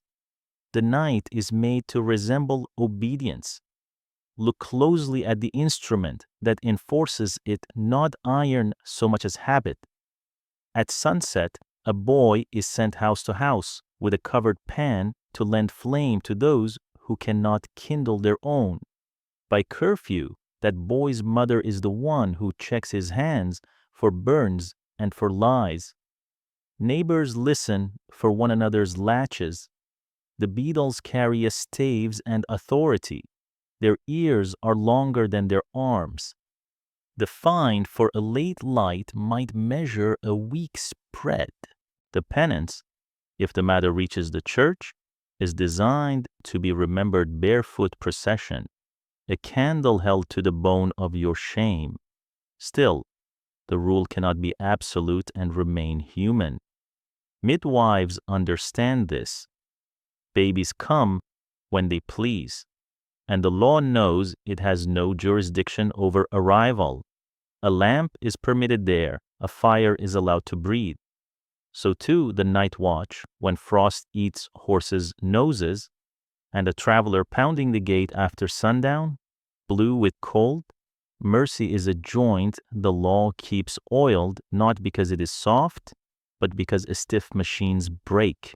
You also learn the loopholes everyone pretends not to see.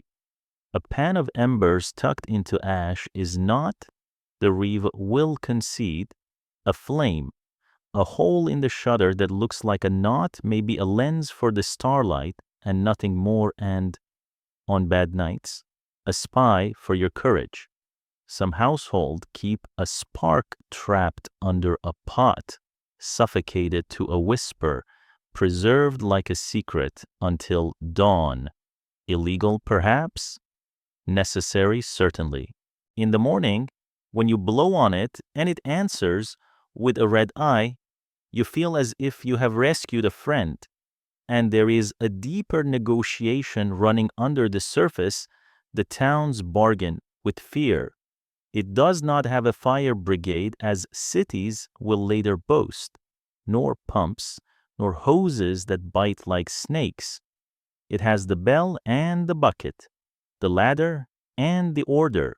It has frank pledge, the old custom that makes 10 households answer for each other's conduct so that your neighbor's carelessness is suddenly your business. It has guilds that post rules against open lamps after hours in their halls and keep their fines as stern as their weights. It has the memory of nights when the moon shone on cinders and the day after smelled of wet charcoal and prayers. You go to bed earlier than you want. Sleep is not obedience. It is exhaustion wearing a mask. In the rafters, rats gossip in their small, toothy language. Beyond the hedge, someone quarrels in whispers that crack like old wood. The wind tries doorknobs along the lane, finding yours barred. It moves on, dissatisfied. You pull the blanket to your chin and warm the place where your breath collects.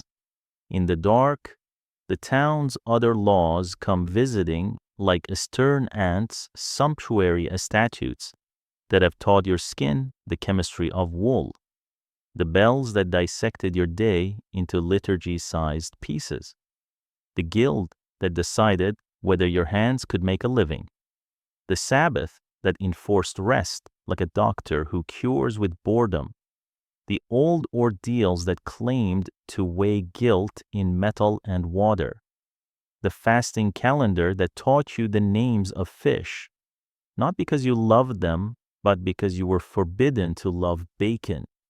All of them, you realize, are forms of fire control keeping the blaze of hunger, ambition, anger, or daring from leaping the hedge and taking the parish with it.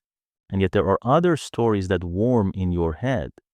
The ones travelers bring of a chieftain who named a white land green so that hope would sprout there, of settlers who built their houses out of sod and the stubbornness and traded ivory to buy iron, of a king who fought 80 battles under foreign banners to earn the right to wear his own, and who fell at a bridge with an arrow in his throat, the last shout of an age that had loved the sea more than sleep.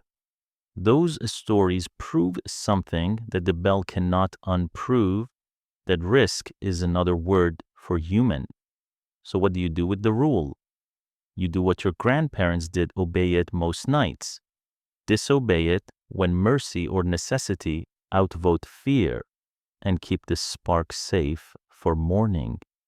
You teach your child the sound of water on embers, the smell of ash that is not yet defeat, the way a hand closes over a taper to protect a flame rather than smother it. You teach them that the law is not a god, it is a ladder, and sometimes a cage, and sometimes the only reason the street still exists. Toward dawn, the dark unfastens. Somewhere a cock mistakes superstition for schedule. The bell calls lauds, and the village unlatches by degrees. You go to the hearth and scrape back the ash. The ember is there, sulking but alive.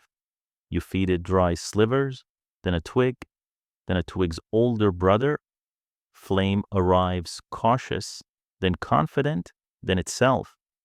The room remembers its colors. Steam climbs from the pot like a blessing that speaks 2 languages. The day begins, and with it, the old arrangements, treaties with hunger and rank and time resume their weary signatures. But in that first heat, there is also a small rebellion, your fire, your hands, this moment that is yours before the bell borrows it. Tonight, the order will sound again, Stones will glow in halls where the law curtsies and leaves. Doors will bar in lanes where the law flexes its fingers.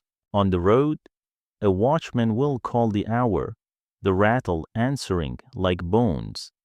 And you, like your forebears, will bank your hearth and keep a secret spark. The Middle Ages have taught you how to live inside a circle drawn by other hands and how to keep, at the circle's center, a light no statute can entirely smother